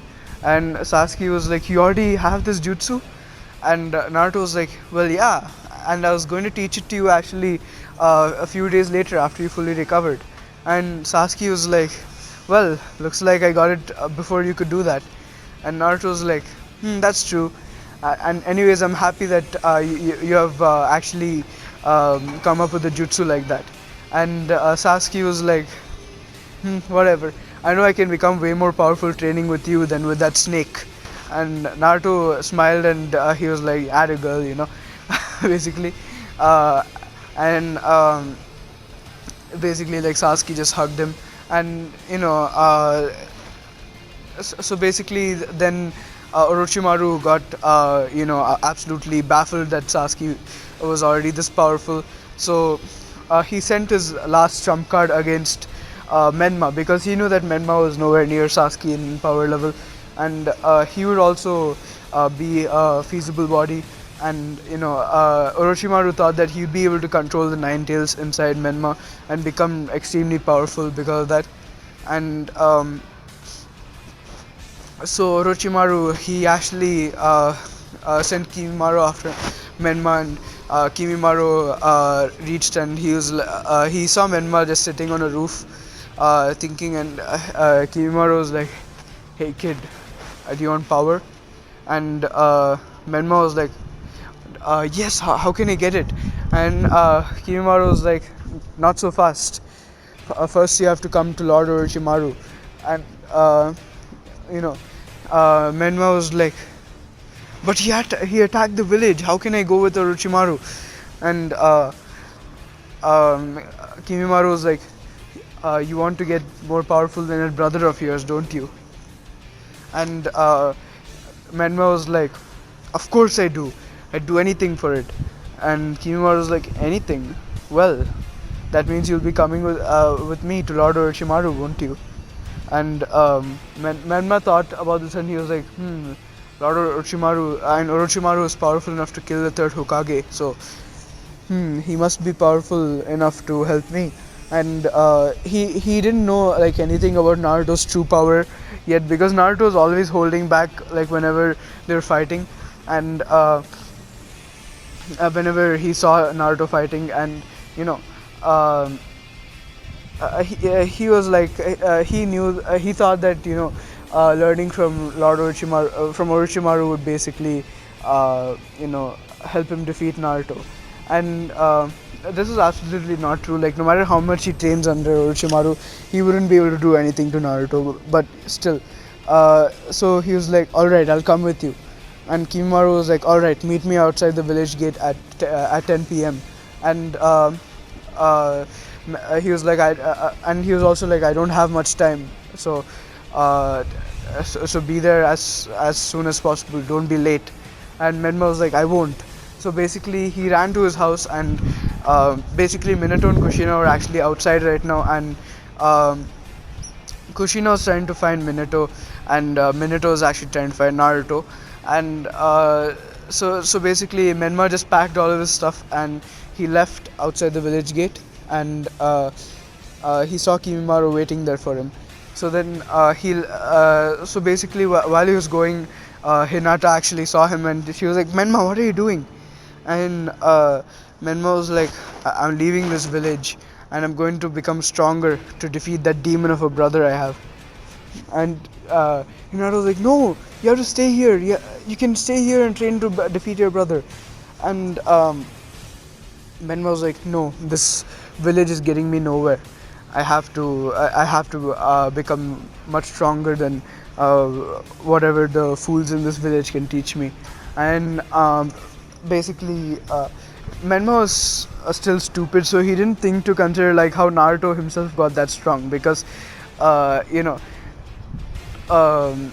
if he just asked Naruto how he got that strong or something like that, or like if Naruto ever like told him how he got so strong, he would like absolutely be baffled, and he would like he would know that he would be no match for Naruto. And but anyways, like he didn't ask the question how Naruto got so strong, and you know like it was possible that Naruto had like a teacher in this village who was strong enough to actually teach him all of those techniques. And but Menma didn't consider that possibility, and he just left the village after knocking Hinata out. So like about like a few hours later, Hinata was actually woken up by their teammate, her teammate who was Shino, and she was like, Shino, what are you doing here? And you know, Shino was like, what are you doing here? You were unconscious. And Naruto actually was walking within earshot, so he heard this and he was like, Hinata got knocked out. This must be something interesting happening. And he basically eavesdropped, and Hinata told Shino about how Menma left the village. And Shino was like, we have to inform the Hokage. And Hinata was like, yeah, let's go. And Naruto just followed them, and basically like he eavesdropped on their conversation with Minato while he was hiding his presence. And basically Minato was like, what, my son has left the village? he I raised him. I thought I raised. I thought that he loved this village. I thought that he'd be grateful after all the things that me and Kushina did for him. And this is because they actually asked a bunch of Jonin to train Menma, and like even though Menma was kind of a dunce, so he didn't really like get very far in that training. But anyways, Minato and Kushina thought that they actually like were grooming Menma for his position as the child of prophecy. But still, Menma left the village, and Minato was like, after we treated him like he was so special, how could he do this? We showed him that he was so special to us. And Hinata was like, I don't know, but we have to go after him. And you know uh, Naruto walked in and he was like, I'll bring him back. And Minato was like, Naruto, I'm so sorry for. And Naruto was like, I don't have time for your apology, Lord Fourth. Like he called him Lord Fourth, and Minato was like crushed because he thought that Naruto would still have some feelings for his family, and he would call him Dad. But Naruto called him Lord Fourth, and uh, Minato was like absolutely heartbroken hearing this, and uh, you know, and Minato was like, and Naruto was like, anyways, I'll be leaving now. And before anyone could respond, Naruto left, and uh, like he basically like went and he saw Kimimaro. Like Menma had already taken the pill of death by now, and he was actually like, since he already had the second stage, this was actually forced him to get even more power in the second stage of the curse mark, and like basically have even more hatred. um, and because Kimimaro didn't really know that Menma had stage 2 of the curse mark, so he just gave him another curse mark because he didn't know that Orochimaru's curse mark was already given to Menma, and it disappeared. And since the 90s already leaked a shit ton of chakra to take care of the first curse mark given by Orochimaru, uh, you know, it couldn't leak much more to take care of the second one. So the second one actually stayed, and he was like, all right, so get inside this barrel, and it'll protect you from it'll basically like help you evade death after taking the pill of death. So basically Menma did as he was told, and Kimimaro actually um, sealed him inside that. And he actually got pretty far because Kimimaro is really fast, if you don't remember. So Kimimaro actually got to the Valley of End by the time Naruto met him there, and he was actually talking to Orochimaru about what happened and all of that. And Orochimaru was there, so Naruto tried to fight Orochimaru, but Orochimaru just reverse summoned himself, and he went back. So Naruto went back and said that he lost Menma because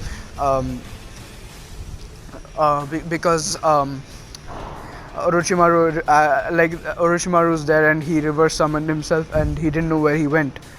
So, like by the time they caught up to Menma, they reached Orochimaru, and Orochimaru reverse summoned himself and the white-haired boy and Menma. So basically, um, you know, Minato was actually kind of pissed at this because he actually wanted to trust Naruto for the first time, but Naruto had proven himself to not be trustworthy.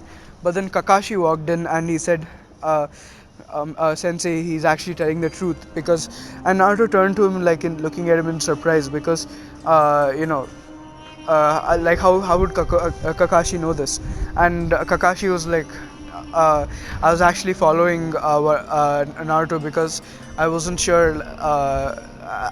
I wanted to make sure that he wouldn't get hurt, and so basically Minato was like, "All right, Kakashi, I believe you," and you know. Uh, Minato basically apologized to Naruto for everything he did, but Naruto didn't forgive him, and he just said, "Okay, Lord Foods, I'll be taking my leave now." And Minato was like, uh, he actually went into a depression hearing this, and um, he actually had no idea about the cursed mug pills. And by the way, the grief of Menma actually leaving the family and all that, like when Kushina heard of it, she also lost the influence of the cursed mug, and she kind of had the same reaction as Minato, like, what have we done to our son? Like, we have treated him so badly and all that. And then, like, especially she remembered that time when Naruto was covered in blood after getting beaten by Menma, and Kushina just told him to clean up his own blood off the floor, and she had basically, like, threw up thinking about this. And she actually both Minato and Kushina, they went into a depression, um, thinking about the way they treated Naruto and stuff like that. And um, seeing this, Jiraiya actually was like, "All right, Minato, like, you have to get over this, otherwise, the village won't be run properly." And then Minato was like, "What's the point? How can I run a village when I can't even run a family properly?" And Jiraiya was like, "Kushina, you have to do something. Like, he's a Hokage. He can't, he can't give up on his job like that." But then Kushina still like didn't do anything, and Jiraiya was like, "All right, I've had enough. I have to find a new Hokage." So basically, this is where the search for Tsunade started, and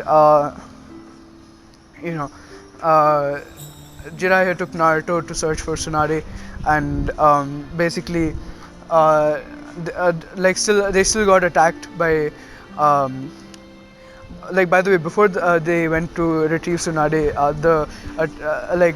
the infiltration on the village by Kisame and Itachi still happened, and Itachi still battled Kakashi and the Jonin, and he bodied them, and he put Kakashi in the Tsukiyomi.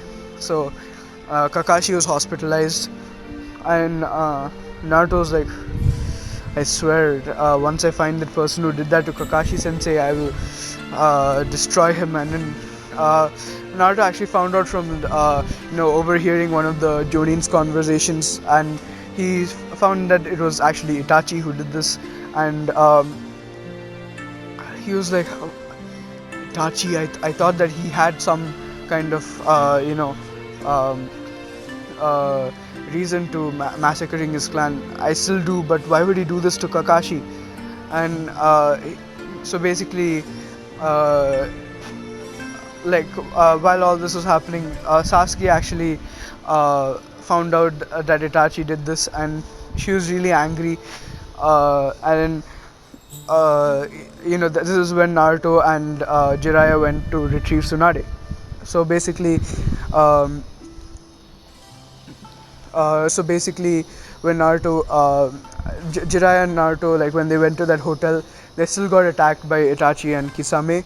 So and Jiraiya still, like, got tricked by that genjutsu, and he went with that woman, and um, and Itachi and Kisame knocked on Naruto's door, and Naruto actually opened it without thinking very much. So Naruto saw Itachi and Kisame looking at him, and he was like, "Who are you?" and he actually recognized Itachi because Itachi had his Sharingan activated and he looked a little bit like Sasuke.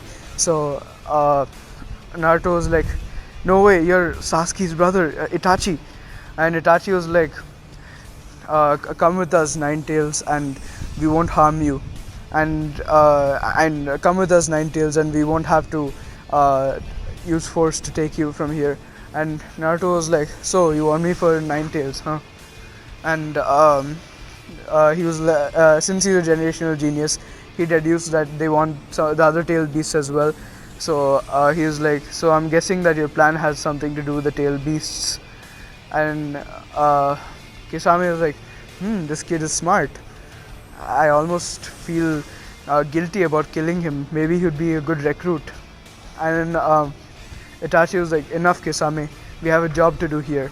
And Kisame was like, "All right." And then Naruto basically just so Kisame basically tried to slice Naruto with his Samehada to remove all of his Naruto's chakra, and the sword basically went through Naruto, who turned into a bunch of eagles because of he used the eagle substitution, and these eagles attacked Kisame and Itachi and actually caught them off guard. So their talons actually scraped them up a bit.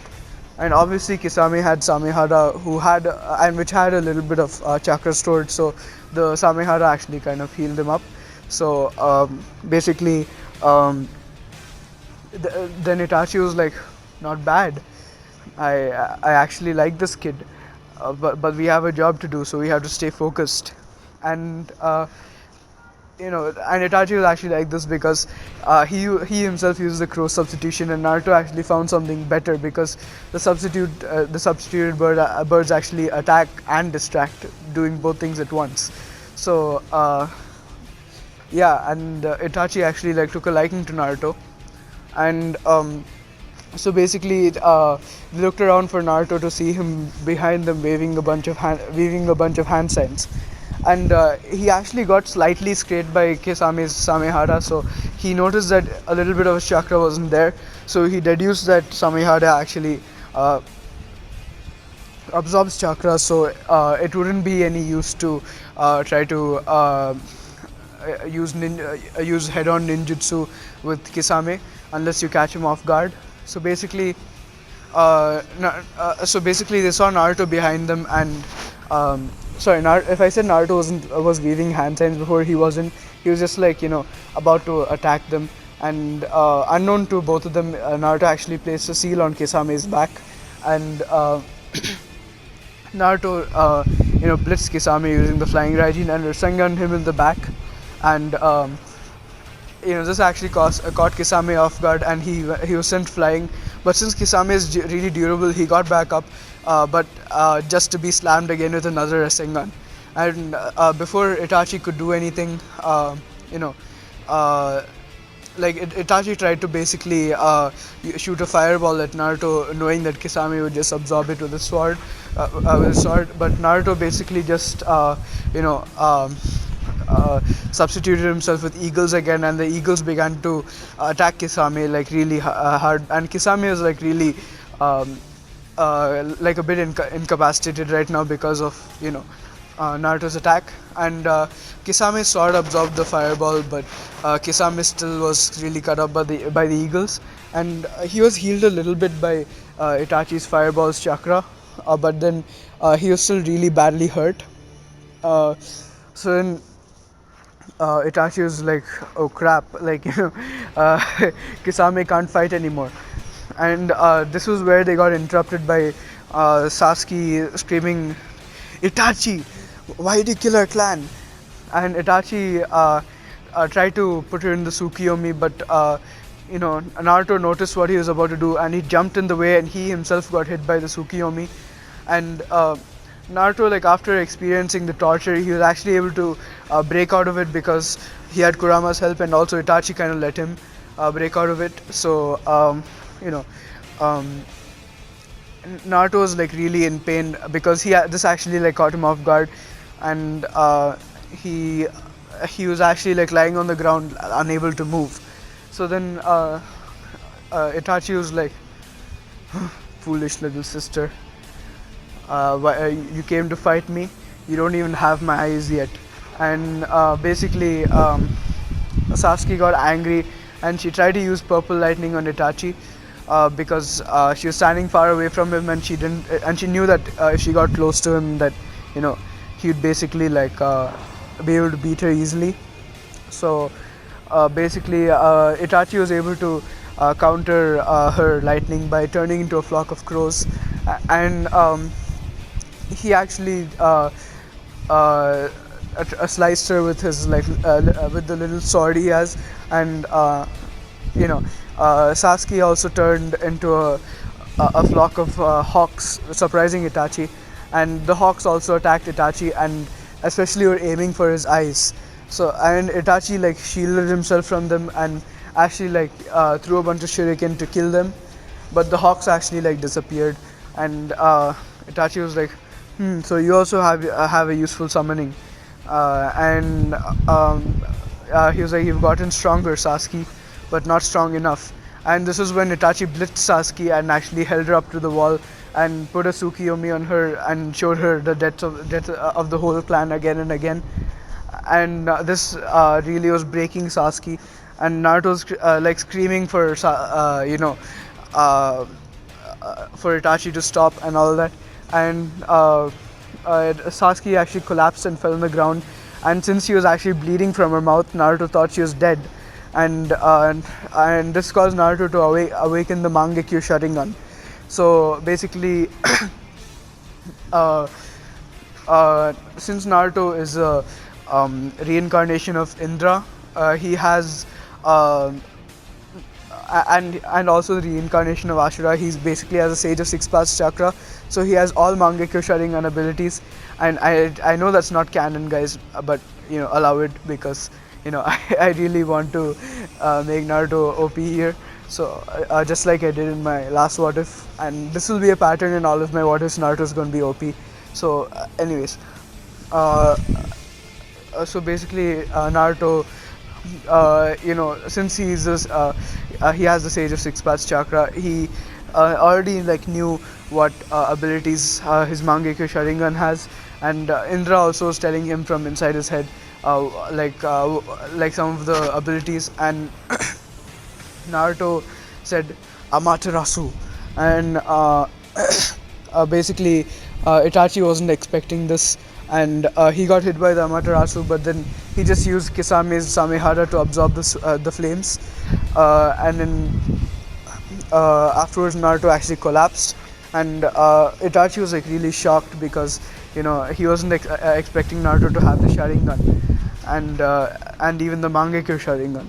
So then he was like already really drained, and at this point Jiraiya actually came inside the room and scared of Itachi, and Itachi just carried Kisame back to wherever they went, like when they were like hiding and stuff. So basically Itachi escaped with Kisame, and Jiraiya was like, Naruto, are you okay? And Naruto was like was basically like collapsed, and Jiraiya was trying to shake Naruto awake, and Naruto slowly opened his eyes, and he was like, Itachi, where's Itachi? And Jiraiya was like, relax, Naruto. He went away. Are you all right? And Naruto was like, yes, but Sasuke's dead. And Jiraiya was like, what? And then he went to look at Sasuke, and he checked her heartbeat, and she was still alive. And Jiraiya was like, it's alright, Naruto, Sasuke's still alive. And Naruto was like, oh, thank God. And then he ran up to Sasuke, and he started, in putting his chakra inside her to heal her. But Sasuke wasn't waking up, and Jiraiya was like, I'm afraid we need Tsunade more than ever now. And Naruto was like, oh, I think, yeah, she's the only person who can heal him. Um, so basically, anyways, Jiraiya and Naruto went to find Tsunade, as Guy actually came, and he took Sasuke back to the village. Uh, and yeah, of course, Guy actually kicked Jiraiya while doing this, and made that funny moment. And but anyways, that's besides the point. A guy just went back to the village with Sasuke, like carrying Sasuke, and Jiraiya and Naruto went to retrieve Tsunade. So they still found Tsunade in that little bar, and Tsunade was still made the offer to, you know, uh, meet to heal Orochimaru's hands in order to see her lover and her brother again. And she was actually contemplating this because Tsunade was really traumatized by the loss of her brother and her lover. So um, she was really thinking about this when Jiraiya came to her, and he was like, Tsunade? And she was like, Jiraiya? She was like, what are you doing here? And Jiraiya was like, Tsunade, I need you to become the fifth Hokage. And Tsunade was like, what happened to the fourth? And Jiraiya was like, yeah, he's not his usual self. Nothing I'm able to say is able to lift his spirits. He and even Kushina are in a depressed state, and the third Hokage has died. And I can't allow Danzo to become the Hokage now. The elders are already pestering me, and you know, because the elders actually offered Jiraiya to, become Hokage and actually. Um, take care of the village until Minato and Kushina would be back to their original selves. And and Jiraiya obviously refused and said that Tsunade was a better candidate. So yeah, and Tsunade was like, serves them right. They're fools for wanting to become the Hokage anyways. All the Hokages they end up in very tragic situations. So no one would be stupid enough to become a Hokage. And uh, Naruto at this time he didn't really say anything about Tsunade disrespecting the Hokage position, because he had no respect for them either, because of how they treated him. So he was like, see, you old hag, the village needs a new leader, and it doesn't matter what you think about it, about the position. You're becoming Hokage whether you like it or not. And Tsunade was like, that's not the way it works, kid. You can't force someone to be Hokage. And Naruto was like, how about a bet then? If I win, you have to become the Hokage, and if I lose, you get to do whatever you want. And Tsunade was like, first tell me the bet. And Naruto was like, a duel. If I win a fight against you, you become the Hokage. If I lose, you do whatever you want, and we leave you alone. And Tsunade was like, "You're on, kid. You don't know what you're getting yourself into." And so basically, they both went out and got ready to fight. And Tsunade was like, "I'll defeat you with one finger," and uh, you know, Jiraiya smiled because uh, he was like, "You don't know what you're getting yourself into, Tsunade." So basically, Tsunade got her one finger ready, ready to fight against Naruto, and Naruto was like, "You really think you can beat me with one finger?" So basically, Jiraiya threw a rock up, and when it landed down, Tsunade charged at Naruto, and Naruto didn't even move, and Tsunade um, basically slammed Naruto with the finger, and did that chakra punch thing. But Naruto, as he flew back, he turned into a bunch of eagles that clawed at Tsunade, and then they actually made deep cuts in her, and this really caused a lot of blood to leak out. And Tsunade actually had to heal herself from this, and she was like, an interesting move, kid. And Naruto actually landed behind Tsunade as she turned, she saw the Mangekyo Sharingan in his eyes, and she was like, how? And Naruto just said, Tsukiyomi. And basically Tsunade was taken into the Tsukiyomi world, and Naruto was basically just um, destroying her in that, and he was basically hurting her a lot, because he was really getting tired of Tsunade's attitude. So he was like, fine, I'll just hurt her a bit. And then, once he released the Tsukiyomi, Tsunade actually collapsed in pain, and she was like, "Kid, what are you?" And Naruto was like, "That doesn't matter. Anyways, you lost now. It's time for you to become the Hokage." And Tsunade was like, "I haven't given up yet." And she tried to stand up, but she fell back onto her knees. And she started to activate her Byakugo seal. And then Shizune intervened and said, "No, Lady Tsunade, if you use that, it'll shorten your life. Uh, this kid has already proven himself to be a formidable opponent, and uh, it's an achievement enough for him that he has managed to defeat you without you using your 100 healing seal. Doesn't that give him merit in your eyes?" And Tsunade was like, I guess I shouldn't really be wasting my 100 healings technique. And she was like, "Fine, kid, I'll become Hokage, but uh, then we have a problem to take care of first. It's Orochimaru. He asked me to heal his hands." And Jiraiya was like, "No, Tsunade, don't agree." And Tsunade was like, "I was actually contemplating it because he promised to revive my brother and my lover."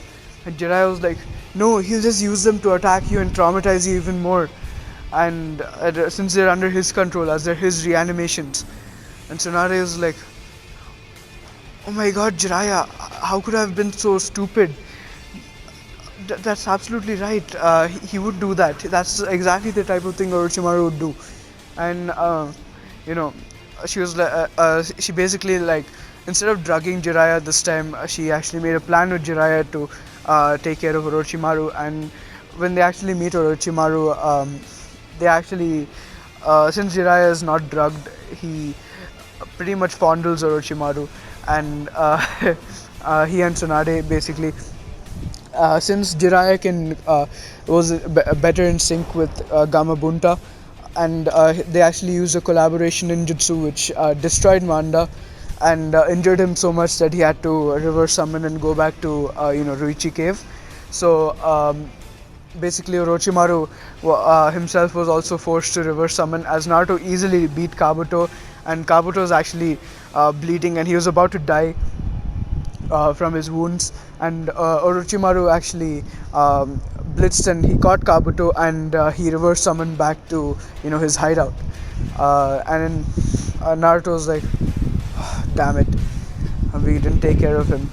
And Jiraiya was like, "Anyways, the plus side of this was that we were able to show Orochimaru how much power we have compared to him." And Naruto Naruto was like, "Yeah, he won't try to attack us carelessly again, but we have to watch out. Orochimaru is very sneaky. He might come up with a plan to attack us when he least expect it." And Jiraiya was like, "Of course, Naruto, you are right, and you are pretty smart for your age." you know. He just threw in that compliment there, and he was like, "We have to be careful about Orochimaru from now on, and like, especially since he has your brother."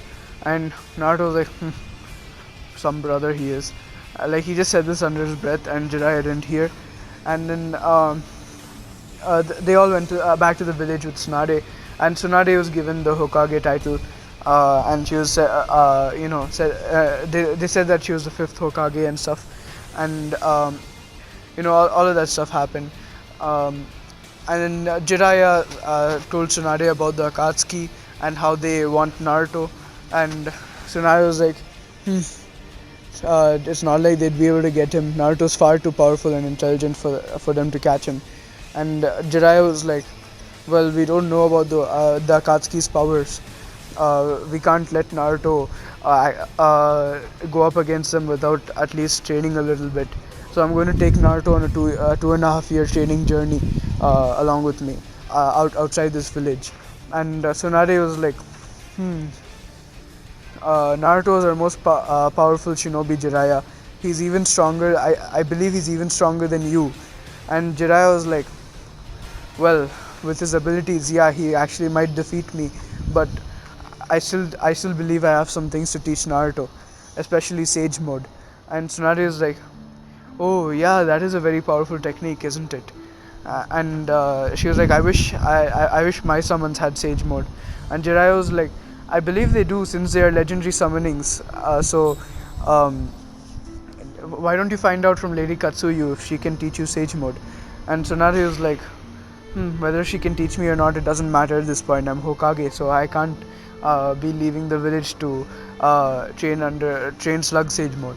And then Jiraiya was like, "Well, you're a Senju, right? So you must be having a lot of chakra. So maybe you can make a bunch of shadow clones to train there."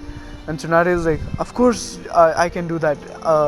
Jiraiya, how did you get so smart? And Jiraiya was like, "Well, experience, I guess." But anyways, I believe that you'll have much more to much more power as Hokage if you learn say Slug Sage mode, as uh, your intelligence and your strength will both increase like by a large margin. And you know Tsunade said she would try to do that during the time skip, and during the 2.5 years, and Jiraiya can take Naruto, as they still have powerful shinobi like Kakashi, Guy, and Sasuke. And basically, Naruto's friends, Naruto gathered all of his friends and told them that he was going to leave for 2.5 years in order to get stronger to, protect himself from the Akatsuki. And Sasuke actually went up to him and kissed him, and she was like, this will be goodbye for now. I won't see you for 2.5 years." And Naruto said, "Don't worry, Sasuke. I'll be in touch with you regularly. I'll send you letters and maybe even a shadow clone from time to time." And Sasuke was like, she just smiled at Naruto. And Hanabi saw this, and as everyone left after saying bye to Naruto, Hanabi walked up to Naruto and slapped him. And Naruto was like, "What is that for?" And Hanabi was like, "I thought you were smart, Naruto. Can't you see? Weren't you able to see how I feel about you? You go break my heart by kissing Sasuke in front of me. At least don't do that in front of me." And Naruto was like, "Wait, Hanabi, you actually have feelings for me?" And Hanabi was like, "Of course I have feelings for you. How could you not notice after we trained for so long?" And Naruto was like, uh, "Well, I really like you too, Hanabi, but I am with Sasuke." And then, like, Sasuke is actually like one of the last ones to leave, and she was actually like, um, she heard Hanabi shout at Naruto, and she decided to eavesdrop on their conversation. So basically, she was like, uh, it's good that Naruto is being loyal to me, but if Naruto really cares for Hanabi, I wouldn't mind sharing with Hanabi. And he basically goes up to Naruto and tells him this, and Naruto was like, "Well, Hanabi, looks like we can be together then." And Hanabi actually kissed Naruto as well. And Naruto was actually surprised that Hanabi did this so suddenly. And he's like, "Wow, Hanabi, for how long have you actually been liking me like this?" And Hanabi was like, "Ever since you actually started training with me." And Naruto was like, "Oh my god, I really have to work on my skills in reading people then, if I didn't notice your feelings for that long." And Hanabi just chuckled, and she was like, "Well, I guess it's not your fault. I was actually training to not show my emotions very much, and so that my enemies can't read me." So basically, Naruto. So basically, they just like went off together on their first date and their last one before Naruto leaves. So basically, Naruto. Uh, like Hanabi actually takes Naruto to a private spot, and they start making out because Hanabi actually wants to give Naruto a final gift before he leaves. And Hanabi was like, uh, this is a small hint of what you'll get when you come back.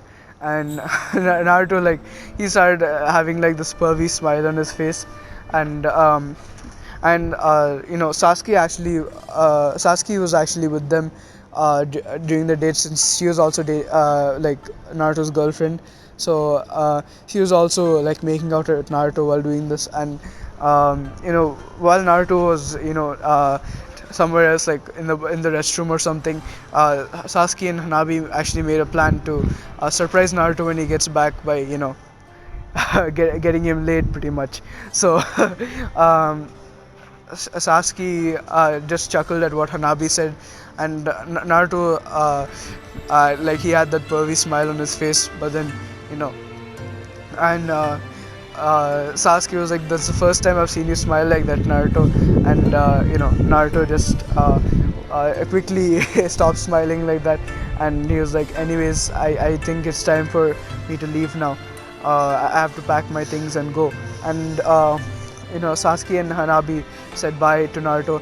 And Hanabi, actually, since she was an outcast of the Hyuga clan, right now she is actually living in Naruto's cave in the Forest of Death with Sasuke. And you know um, Naruto went to um, the training with Jiraiya, and Sasuke actually trained with Kakashi. And since Neji was actually changed by Naruto, like, his view was changed because Naruto defeated him, and according to Neji, it was not Naruto's destiny to win. So basically, he could see that someone could change their destiny like how Naruto did. And he was actually changed by this. And he still, like, really disliked Hinata because of what a bitch she was. And sorry for all of you Hinata fans, but you know Hinata's going to be a bitch in this what if. So yeah. And so Neji and Hanabi actually would train together.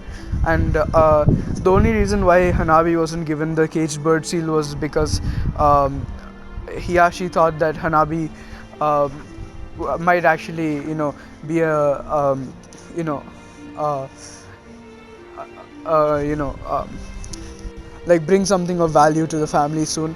So he didn't really want to put the caged bird seal on anyone yet.